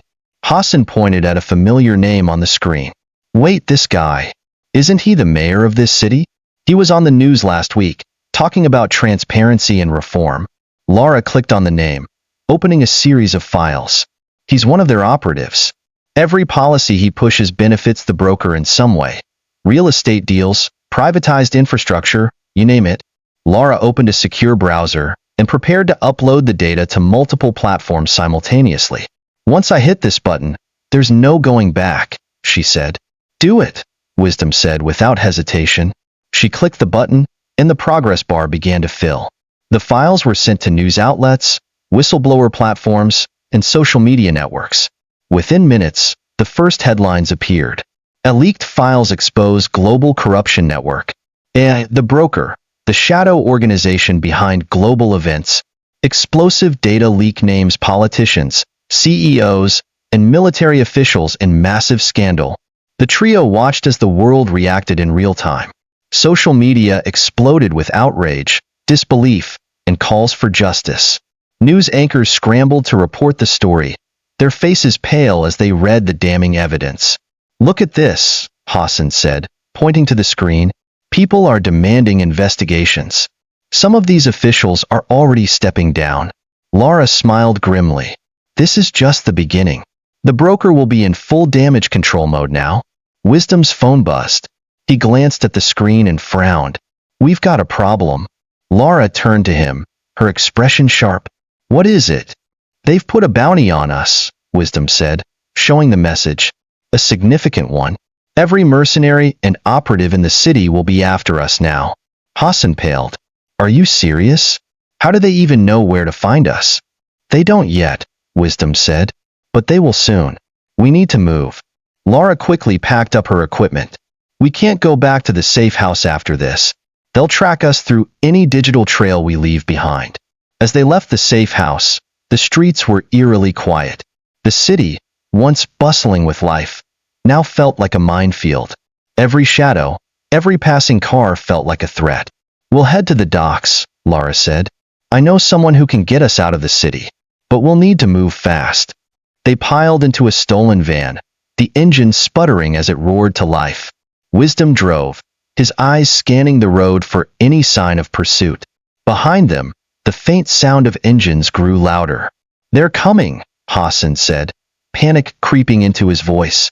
Hold on, Wisdom said, gripping the wheel tightly. The van tore through the city streets, weaving through traffic as their pursuers closed in. Gunshots rang out, shattering the rear window. Hassan ducked, clutching his seat. Can't this thing go any faster? He yelled. It's not exactly a race car. Wisdom shot back. Laura leaned out of the passenger window, firing at their pursuers with a pistol she'd pulled from her bag. "Keep driving," she shouted. The docks came into view, the dark water glistening under the moonlight. A small boat waited at the edge, its engine running. "That's our ride," Laura said. The van screeched to a halt, and the trio sprinted toward the boat as their pursuers closed in. Bullets whizzed past, splashing into the water around them. Would they make it to safety? Or would the broker's forces catch up before they could escape? Their fight wasn't over. Not yet. The van skidded to a halt just meters from the water's edge. The small motorboat, its engine idling, rocked gently against the dock as its captain, a wiry man in a black beanie, waved them over. "Get in!" he shouted, his voice barely audible over the rising hum of approaching vehicles. Wisdom, Laura, and Hassan bolted for the boat, the sound of tires screeching and car doors slamming behind them. Their pursuers had arrived, and they weren't wasting any time. "Stop them!" a voice bellowed from the darkness. Gunfire erupted, bullets splintering the wooden dock as the trio scrambled aboard. Laura yanked the mooring line free, while Wisdom helped Hassan climb in. "Go, go, go!" Laura screamed. The captain gunned the engine, and the boat lurched forward, speeding away from the dock. As the boat sped across the water, the pursuers opened fire from the shore. Bullets peppered the water around them, and the air was thick with the smell of gunpowder and salt. "They've got rifles," Hassan shouted, ducking as a bullet whizzed overhead. Laura pulled out her pistol, taking aim at the shoreline. She squeezed off several shots, forcing their attackers to take cover. "Keep us moving," she yelled at the captain. "I'm trying," he snapped, maneuvering the boat toward a dark channel flanked by towering cargo ships. Wisdom crouched low, his mind racing. "They'll have boats of their own," he said grimly. "We're not safe yet." As if on cue, the roar of engines echoed across the water. Two black speedboats emerged from the shadows, their sleek designs cutting through the waves with deadly precision. "They're on us," Hassan cried, gripping the edge of the boat. The captain zigzagged through the channel, trying to shake their pursuers. The speedboats closed in, their occupants firing relentlessly. "Laura!" Wisdom shouted, tossing her a flare gun he found in a compartment. She caught it, a glint of determination in her eyes. "I'll buy us some time." Laura aimed at the lead speedboat and fired. The flare streaked through the air, hitting the boat's engine. Sparks flew, and the boat veered off course, crashing into a pile of floating debris. "One down!" she shouted triumphantly. The second speedboat, however, was undeterred. It swerved closer, its gunman taking aim. Wisdom grabbed a length of chain lying on the deck and hurled it at the approaching boat. The chain struck one of the gunmen, knocking him into the water. "Nice throw," Laura called, reloading the flare gun. The small boat finally broke free of the cargo ship channel, speeding into the open sea. The remaining speedboat hesitated at the mouth of the channel, seemingly wary of pursuing further. "They're holding back," Wisdom said, watching the enemy boat retreat. "They don't need to follow us," Laura said grimly, gesturing to the sky. A helicopter's searchlight pierced the darkness, sweeping across the water. "They're relentless," Hassan muttered. "What do we do now?"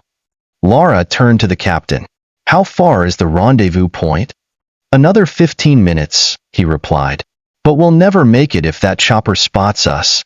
"Then we make sure it doesn't," Laura said, pulling a signal jammer from her bag. She handed it to Wisdom. "This will disrupt their communications for a few minutes, but someone needs to get close enough to use it." Wisdom hesitated, glancing at the device. "You mean, I have to get on that thing?" "Unless you have a better idea," Laura said. As the boat continued toward the rendezvous point, Wisdom strapped the jammer to his back and prepared for the most dangerous move of his life. The helicopter hovered low, its searchlight scanning the waves. "Ready?" Laura asked, her expression serious. "Not even a little," Wisdom admitted. The captain maneuvered the boat close to a rocky outcrop, giving Wisdom just enough height to leap toward the helicopter's landing skids. "Now!" Laura shouted. With a deep breath, Wisdom jumped. Wisdom's hands grasped the cold metal of the helicopter's skid as the wind whipped around him. Would he succeed in disrupting their pursuit? Or was this the moment the broker finally caught up to him? The game of survival was far from over. The force of the wind and the roar of the helicopter's blades hit Wisdom like a storm as he clung to the landing skid. His fingers burned from the strain, and every gust threatened to send him plunging into the dark, churning sea below. Above him, the pilot was shouting into his headset, unaware of the silent intruder hanging beneath the craft. Wisdom knew he had only seconds before he was spotted. "Hold on," he muttered to himself, inching his way toward the fuselage. Inside the cockpit, the co-pilot turned his head, his eyes widening as he saw Wisdom climbing toward them. He tapped the pilot frantically, pointing at the skid. "Get rid of him," the pilot yelled, banking the helicopter hard to the right. The sudden tilt almost sent Wisdom tumbling, but he managed to hook one arm around the skid, his other hand clutching the jammer strapped to his back. "I'm not going down that easily," he growled, pulling himself closer to the helicopter's belly. The co-pilot opened the side door, leaning out with a pistol aimed directly at Wisdom. Thinking fast, Wisdom reached into his pocket and pulled out a small flare he'd taken from the boat. With a flick of his thumb, he ignited it, the blinding light forcing the co-pilot to recoil. Taking advantage of the distraction, Wisdom swung the jammer onto the skid and activated it. The device emitted a low hum as it began disrupting the helicopter's communication systems. Inside, the pilot struggled with his controls. "What's happening? We've lost signal." The co-pilot aimed his pistol again, but Wisdom didn't wait. He kicked upward with all his strength, knocking the weapon from the man's hand. The gun clattered into the sea below. The helicopter began to wobble as the jammer did its job, interfering with the craft's navigation systems. The pilot swore, trying to stabilize the vehicle. "This is your stop," Wisdom muttered, grabbing the co-pilot's belt and shoving him out of the door. The man screamed as he tumbled into the water below, his fall cushioned by the ocean's waves. Wisdom glanced at the pilot, who was now fully focused on regaining control of the helicopter. Deciding not to push his luck, Wisdom released his grip on the skid and plunged into the sea. The icy water swallowed him, and for a moment, all he could hear was the dull roar of the ocean in his ears. He surfaced, gasping for air, just as the small boat sped toward him. "Over here," Laura shouted, leaning over the side with an outstretched arm. Wisdom swam with all his might, his muscles screaming in protest. Hassan reached down and grabbed his arm, hauling him onto the boat. "You're insane, you know that?" Hassan said, half laughing, half panting. "Did it work?" Laura asked, her eyes scanning the sky. Wisdom nodded, water streaming from his face. "The jammer's on the chopper. They're grounded for now." The boat raced toward the rendezvous point, a hidden cove surrounded by jagged cliffs. Waiting for them was a larger vessel, a sleek, unmarked ship with no visible identifiers. "This is it," the captain said, slowing the boat. "You're right out of here." As the trio climbed aboard, a tall woman in a trench coat greeted them. Her sharp eyes flicked over each of them, assessing. "Impressive work," she said, her voice calm but commanding. "You've caused quite a stir." "And you are?" Wisdom asked, still catching his breath. "Call me Elise," she said. "I'm with a group that's been fighting the broker for years.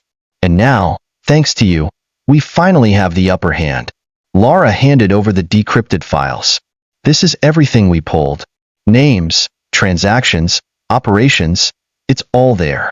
Elise took the drive, a rare smile breaking her otherwise stoic demeanor. "This will change everything. But you need to understand, this fight isn't over. The broker won't go down quietly." Wisdom crossed his arms. "We didn't expect them to. What's next?" Elise gestured to the ship's interior. "For now, you'll stay under our protection.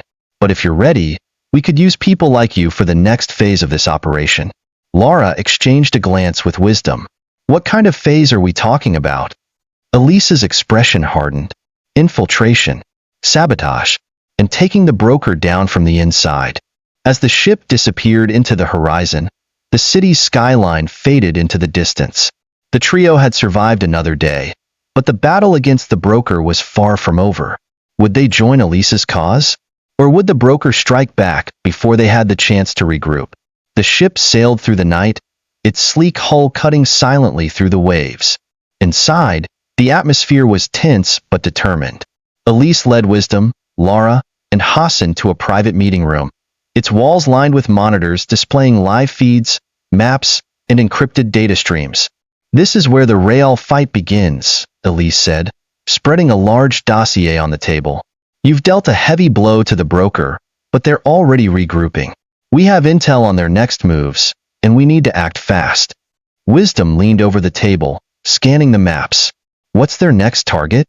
Elise pointed to a sprawling city on the map, a major financial hub.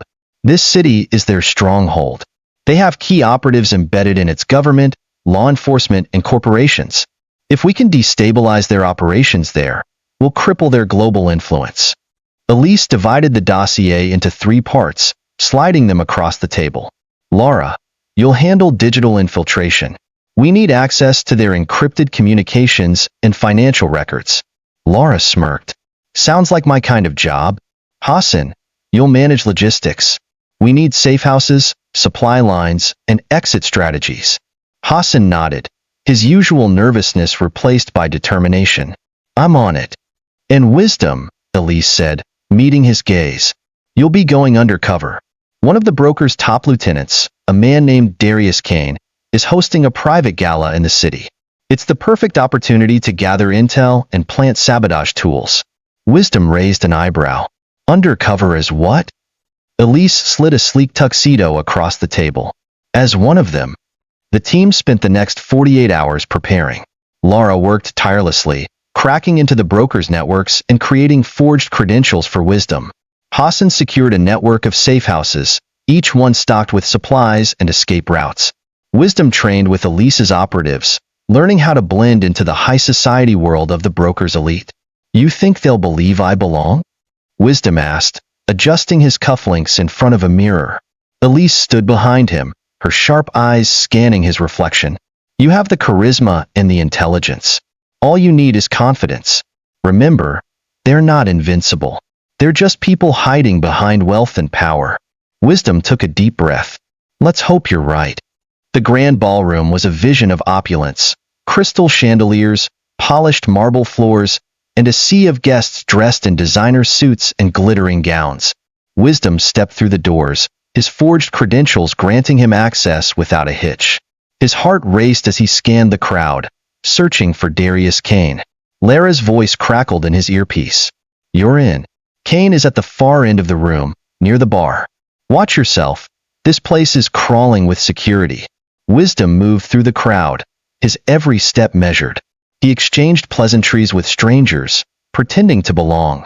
At the bar, Kane stood surrounded by sycophants, a glass of whiskey in his hand.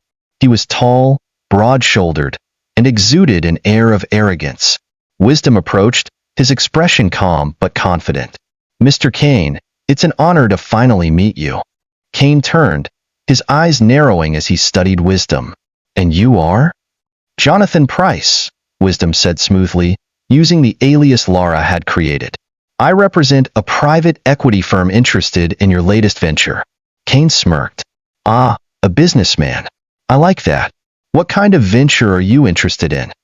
Wisdom leaned in slightly, lowering his voice. "The kind that turns a blind eye to regulations." Kane laughed, clapping him on the shoulder. "I think we'll get along just fine, Price." Over the next hour, Wisdom ingratiated himself with Kane, playing the role of an ambitious investor with a taste for risk. Meanwhile, Laura worked behind the scenes, hacking into the venue's security systems. "You're doing great," she said through the earpiece. "I'm in their network now. Just keep him distracted." Kane eventually led Wisdom to a private lounge, where a small group of elites gathered. They discussed shady deals, global markets, and the influence they wielded. As Wisdom listened, he discreetly planted a listening device under the table, ensuring their conversations would be recorded. Just as Wisdom was preparing to leave the lounge, a woman entered. She was strikingly beautiful, with sharp features and an air of authority. "Darius," she said, her voice smooth and commanding. "Who's your new friend?" Kane grinned. "This is Jonathan Price, a potential investor." The woman's piercing gaze locked onto Wisdom, and for a moment, he felt exposed. "I've heard that name before," she said, her tone dripping with suspicion. Wisdom's mind raced. Who was she, and what did she know? Would Wisdom's cover hold, or was his identity about to be exposed? The tension in the room was palpable, and every second felt like an eternity.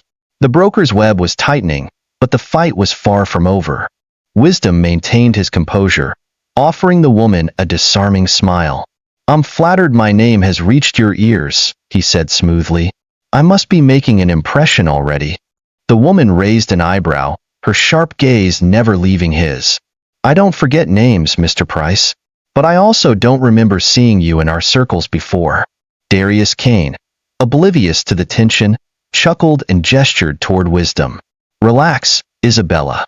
Jonathan here is just like us, hungry for the kind of opportunities only we can provide." Isabella's lips curved into a cold smile. "I'll be the judge of that." Isabella sank into a leather armchair, crossing her legs gracefully. "Tell me, Mr. Price," she said, her voice soft but laced with steel, "what drew you to our little, exclusive club?" Wisdom chose his words carefully, leaning slightly forward to project confidence. "I believe in results, not bureaucracy. And from what I've heard, this group delivers results, fast and efficiently." Isabella tilted her head, studying him like a predator sizing up its prey. "You seem confident." "Confidence can be an asset, or a liability," Darius interjected with a laugh, slapping Wisdom on the back. "Don't mind Isabella. She's just testing you. She's cautious by nature, but that's why she's so good at what she does." Wisdom smiled, masking his growing unease. Lara's voice buzzed faintly in his earpiece. "She's not buying it, Wisdom. Get out of there now." Before Isabella could press further, Wisdom stood and adjusted his cufflinks. "I understand your caution, Ms. Isabella," he said with a polite nod. "I'd be skeptical of strangers too, but I believe actions speak louder than words. Perhaps I'll have the chance to prove myself soon." Isabella's smile didn't reach her eyes. "Perhaps." Darius clapped his hands. "Let's not scare the man off on his first night. Jonathan, enjoy the rest of the gala. We'll talk again soon." Wisdom excused himself, his heart pounding as he left the lounge. As he re-entered the grand ballroom, Lara's voice came through more urgently. "You're not safe yet. Isabella just flagged your alias. Security's pulling up the real Jonathan Price's data. You've got 5 minutes tops before they realize you're a fraud." "Fantastic," Wisdom muttered, scanning the room for the nearest exit. Hassan's voice cut in. "Safe House Alpha is ready. I've got a car waiting 2 blocks from the venue. You need to move now." Wisdom made his way toward the side doors, blending into the crowd. He felt the weight of every glance, wondering if the guards stationed around the room had been alerted. Just as he reached the exit, a heavy hand landed on his shoulder. "Excuse me, sir," a deep voice said. Wisdom turned slowly, meeting the stern eyes of a security guard. "Is there a problem?" Wisdom asked, keeping his tone calm and neutral. The guard didn't release his grip. "We need to verify your credentials. Please come with me." Around them, guests continued chatting and laughing, oblivious to the escalating danger. "I'm afraid I can't do that," Wisdom said, glancing toward the nearest exit. "I have another meeting to attend." The guard's expression hardened. "You'll come with me, or I'll make you." Lara's voice crackled in his ear. "Wisdom, don't do anything reckless, just stall for time." Wisdom nodded subtly, his mind racing. "Of course," he said, raising his hands in mock surrender. "Lead the way." As the guard began to escort him toward the back of the ballroom, a commotion erupted near the entrance. Guests turned their heads as another man, dressed in a tuxedo identical to Wisdom's, began shouting loudly about a misplaced wallet. Lara's triumphant voice buzzed in his earpiece. "Thank me later." I triggered an alarm in another guest device. Security's attention is split. Wisdom seized the opportunity. As the guard glanced toward the commotion, Wisdom twisted free of his grip and slipped through the side door. The hallways beyond the ballroom were dimly lit and eerily quiet. Wisdom moved quickly, ducking into shadows whenever footsteps echoed nearby. "Keep heading east," Lara instructed. "There's an emergency exit at the end of the corridor." Wisdom reached the door, only to find it blocked by another guard. He hesitated for only a second before grabbing a decorative vase from a nearby table and smashing it against the man's head. The guard crumpled to the floor. "You're clear," Lara said. "Get outside and head for the car." Wisdom sprinted into the night, the cold air biting at his face. Behind him, alarms blared, and shouts echoed as the broker's operatives realized they'd been duped. Would he make it to the safe house before they caught him? Or was this just the beginning of an even deadlier pursuit? The game was far from over, and the stakes were higher than ever. Wisdom darted down the alleyway behind the venue, his lungs burning as he pushed his body to its limit. The sounds of pursuit grew louder, heavy boots pounding against the pavement and urgent voices shouting commands. "Keep going straight." Lara's voice crackled in his ear. "The car is parked at the next intersection. Hassan's waiting." Wisdom didn't respond, focusing all his energy on staying ahead of the chase. He risked a glance over his shoulder and saw two armed guards closing in, their silhouettes illuminated by the faint glow of streetlights. As Wisdom neared the intersection, a sleek black car screeched to a halt in front of him. Hassan leaned out of the driver's seat, waving frantically. "Get in," he shouted. Wisdom threw himself into the back seat just as the guards rounded the corner. One of them raised a pistol and fired, the bullet shattering the car's rear window. "Drive!" Lara's voice yelled through the comms. Hassan slammed the accelerator, the tires squealing as the car sped off. The streets of the city blurred into a chaotic labyrinth as Hassan maneuvered through traffic with a mix of skill and desperation. Behind them, the broker's operatives gave chase in two black SUVs, their headlights cutting through the darkness like twin beams of menace. "Hold on!" Hassan shouted as he swerved onto a narrow side street, narrowly avoiding a delivery truck. Wisdom grabbed the edge of the seat, bracing himself. "Can't this thing go any faster?" "Maybe if you stop criticizing my driving." Hassan shot back, sweat glistening on his forehead. In the front seat, Lara furiously typed on her tablet. "I'm hacking the city's traffic system. Give me a second, and I'll create a diversion." Moments later, several traffic lights ahead turned green simultaneously, flooding the intersection with cars and cutting off the pursuing SUVs. "Nice work, Lara," Wisdom said, peering through the shattered rear window. "Don't thank me yet," Lara replied. "They'll find another way around. You've got 5 minutes before they catch up." Hassan glanced at the GPS. "The safe house is 3 minutes away. If we can hold them off until then..." He didn't finish his sentence. A loud thud rocked the car as one of the SUVs managed to ram them from behind, sending the vehicle skidding. "Not good," Hassan shouted, struggling to regain control. Wisdom turned to Lara. "Can you disable their vehicles?" Lara hesitated, then shook her head. "Not remotely. But..." She reached into her bag and pulled out a small, disc-shaped device.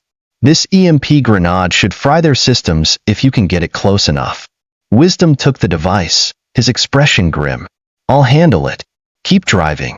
He climbed into the back seat, leaning out of the broken rear window as the pursuing SUVs closed in.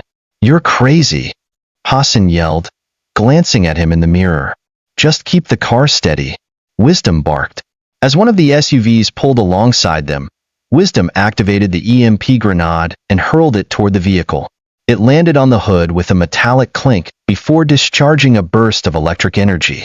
The SUV's engine died instantly, and the vehicle swerved uncontrollably before slamming into a parked car. "One down," Wisdom muttered, turning his attention to the second SUV. The remaining vehicle rammed into them again, nearly sending Hassan's car off the road. "Do something," Hassan yelled, gripping the wheel tightly. Wisdom grabbed a second EMP device from Lara's bag. He waited for the right moment, then leapt out of the car and onto the hood of the pursuing SUV. The driver of the SUV shouted in surprise, trying to shake Wisdom off. Clinging desperately to the hood, Wisdom slapped the EMP grenade onto the windshield. The resulting electric surge caused the SUV to veer wildly before crashing into a lamppost. Wisdom rolled off the hood and hit the ground hard, the impact knocking the wind out of him. "Wisdom!" Lara's voice screamed in his earpiece. He struggled to his feet, limping toward the safe house as Hassan screeched to a stop nearby. "Get in!" Hassan yelled, throwing open the door.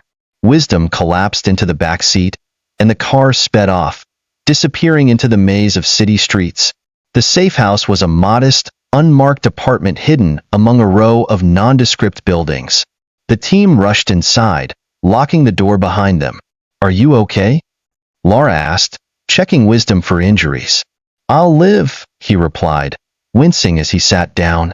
"Did we lose them?" Hassan nodded, still catching his breath. "For now, but they'll be looking." Laura placed her tablet on the table, bringing up a map of the city.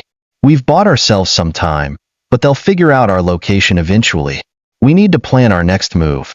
Wisdom leaned back, exhaustion threatening to overtake him. "What's the intel from the gala? Did we get what we needed?" Laura hesitated, then nodded. "I intercepted enough data to identify several key players in the broker's network, but it's incomplete. We'll need to go deeper." As the team prepared for the next phase of their mission, a sense of unease hung in the air.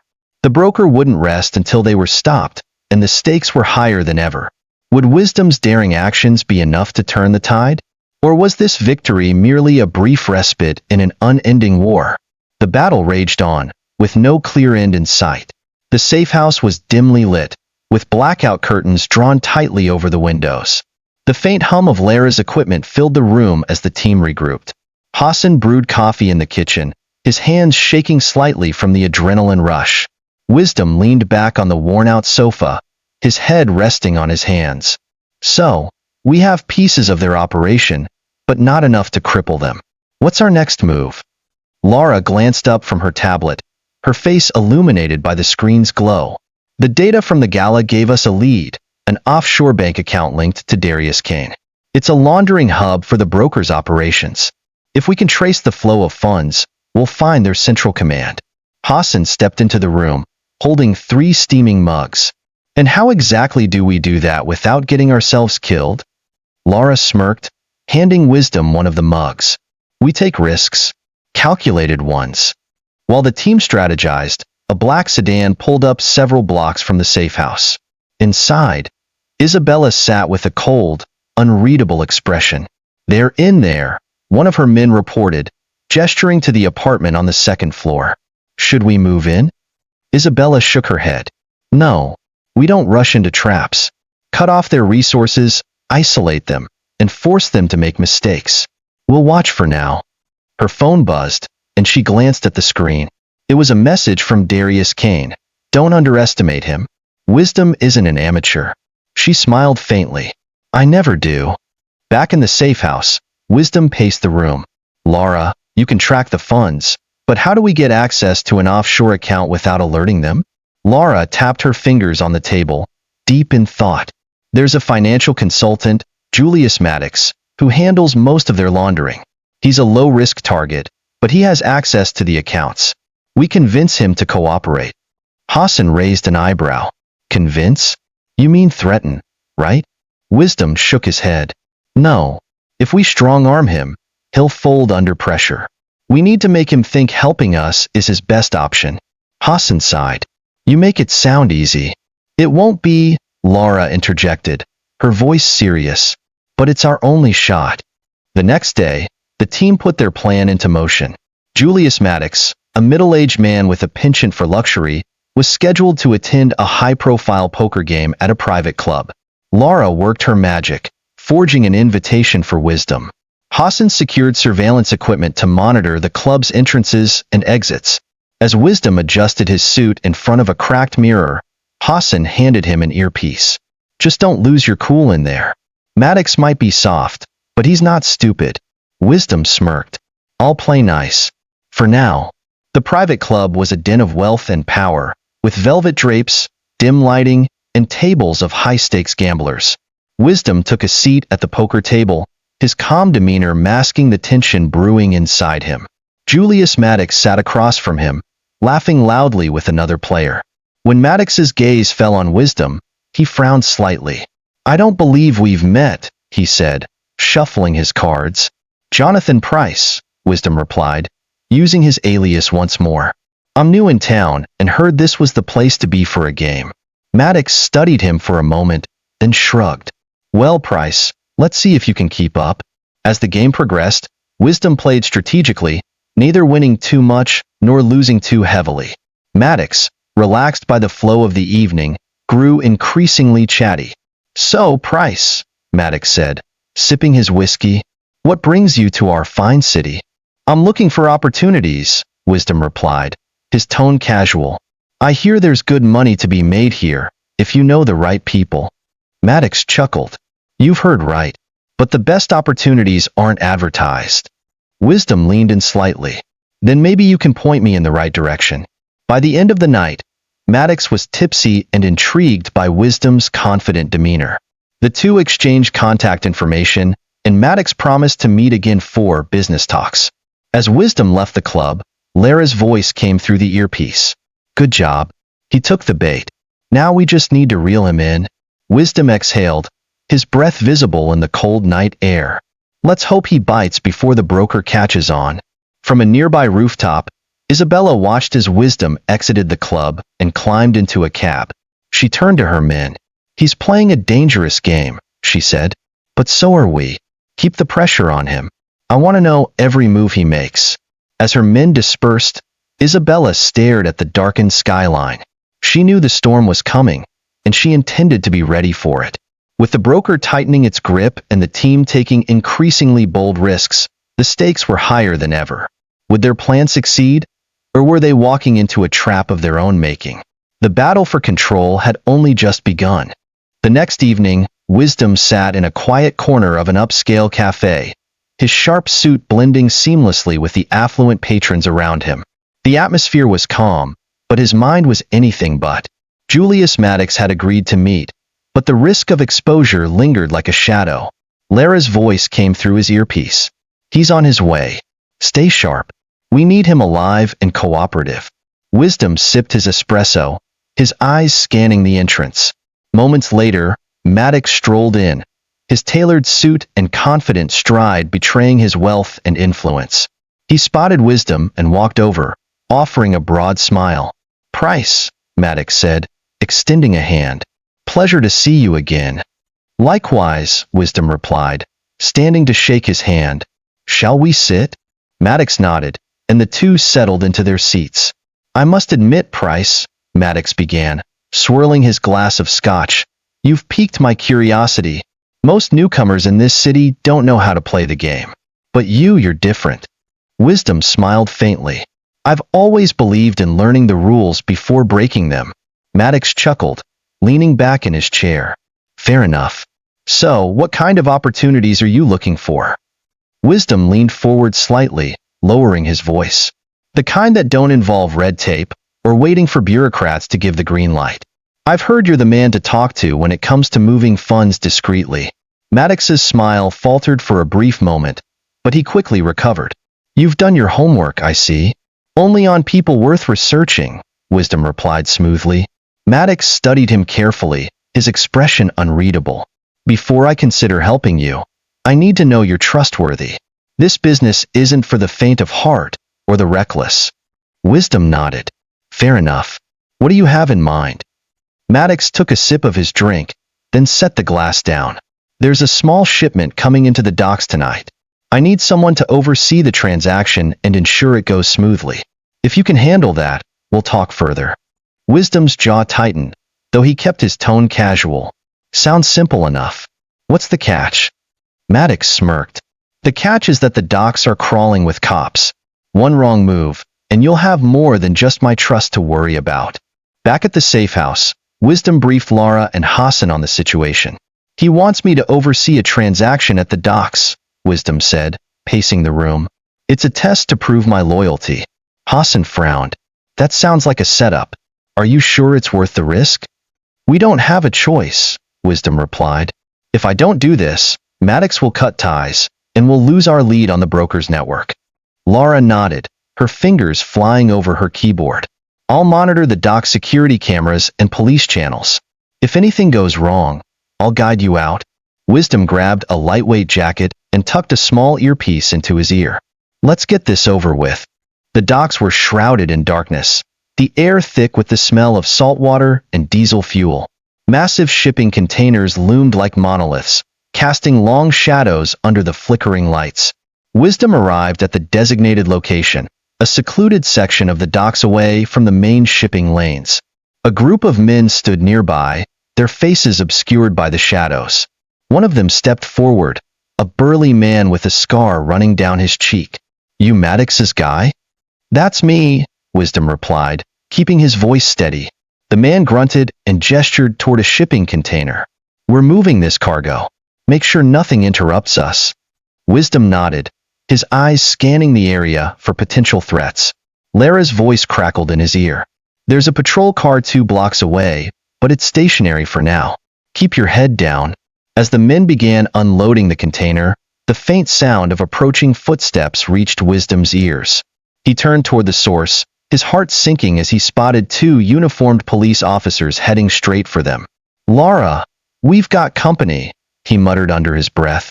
"I see them," Lara replied. "They're just doing a routine patrol, but they're getting too close.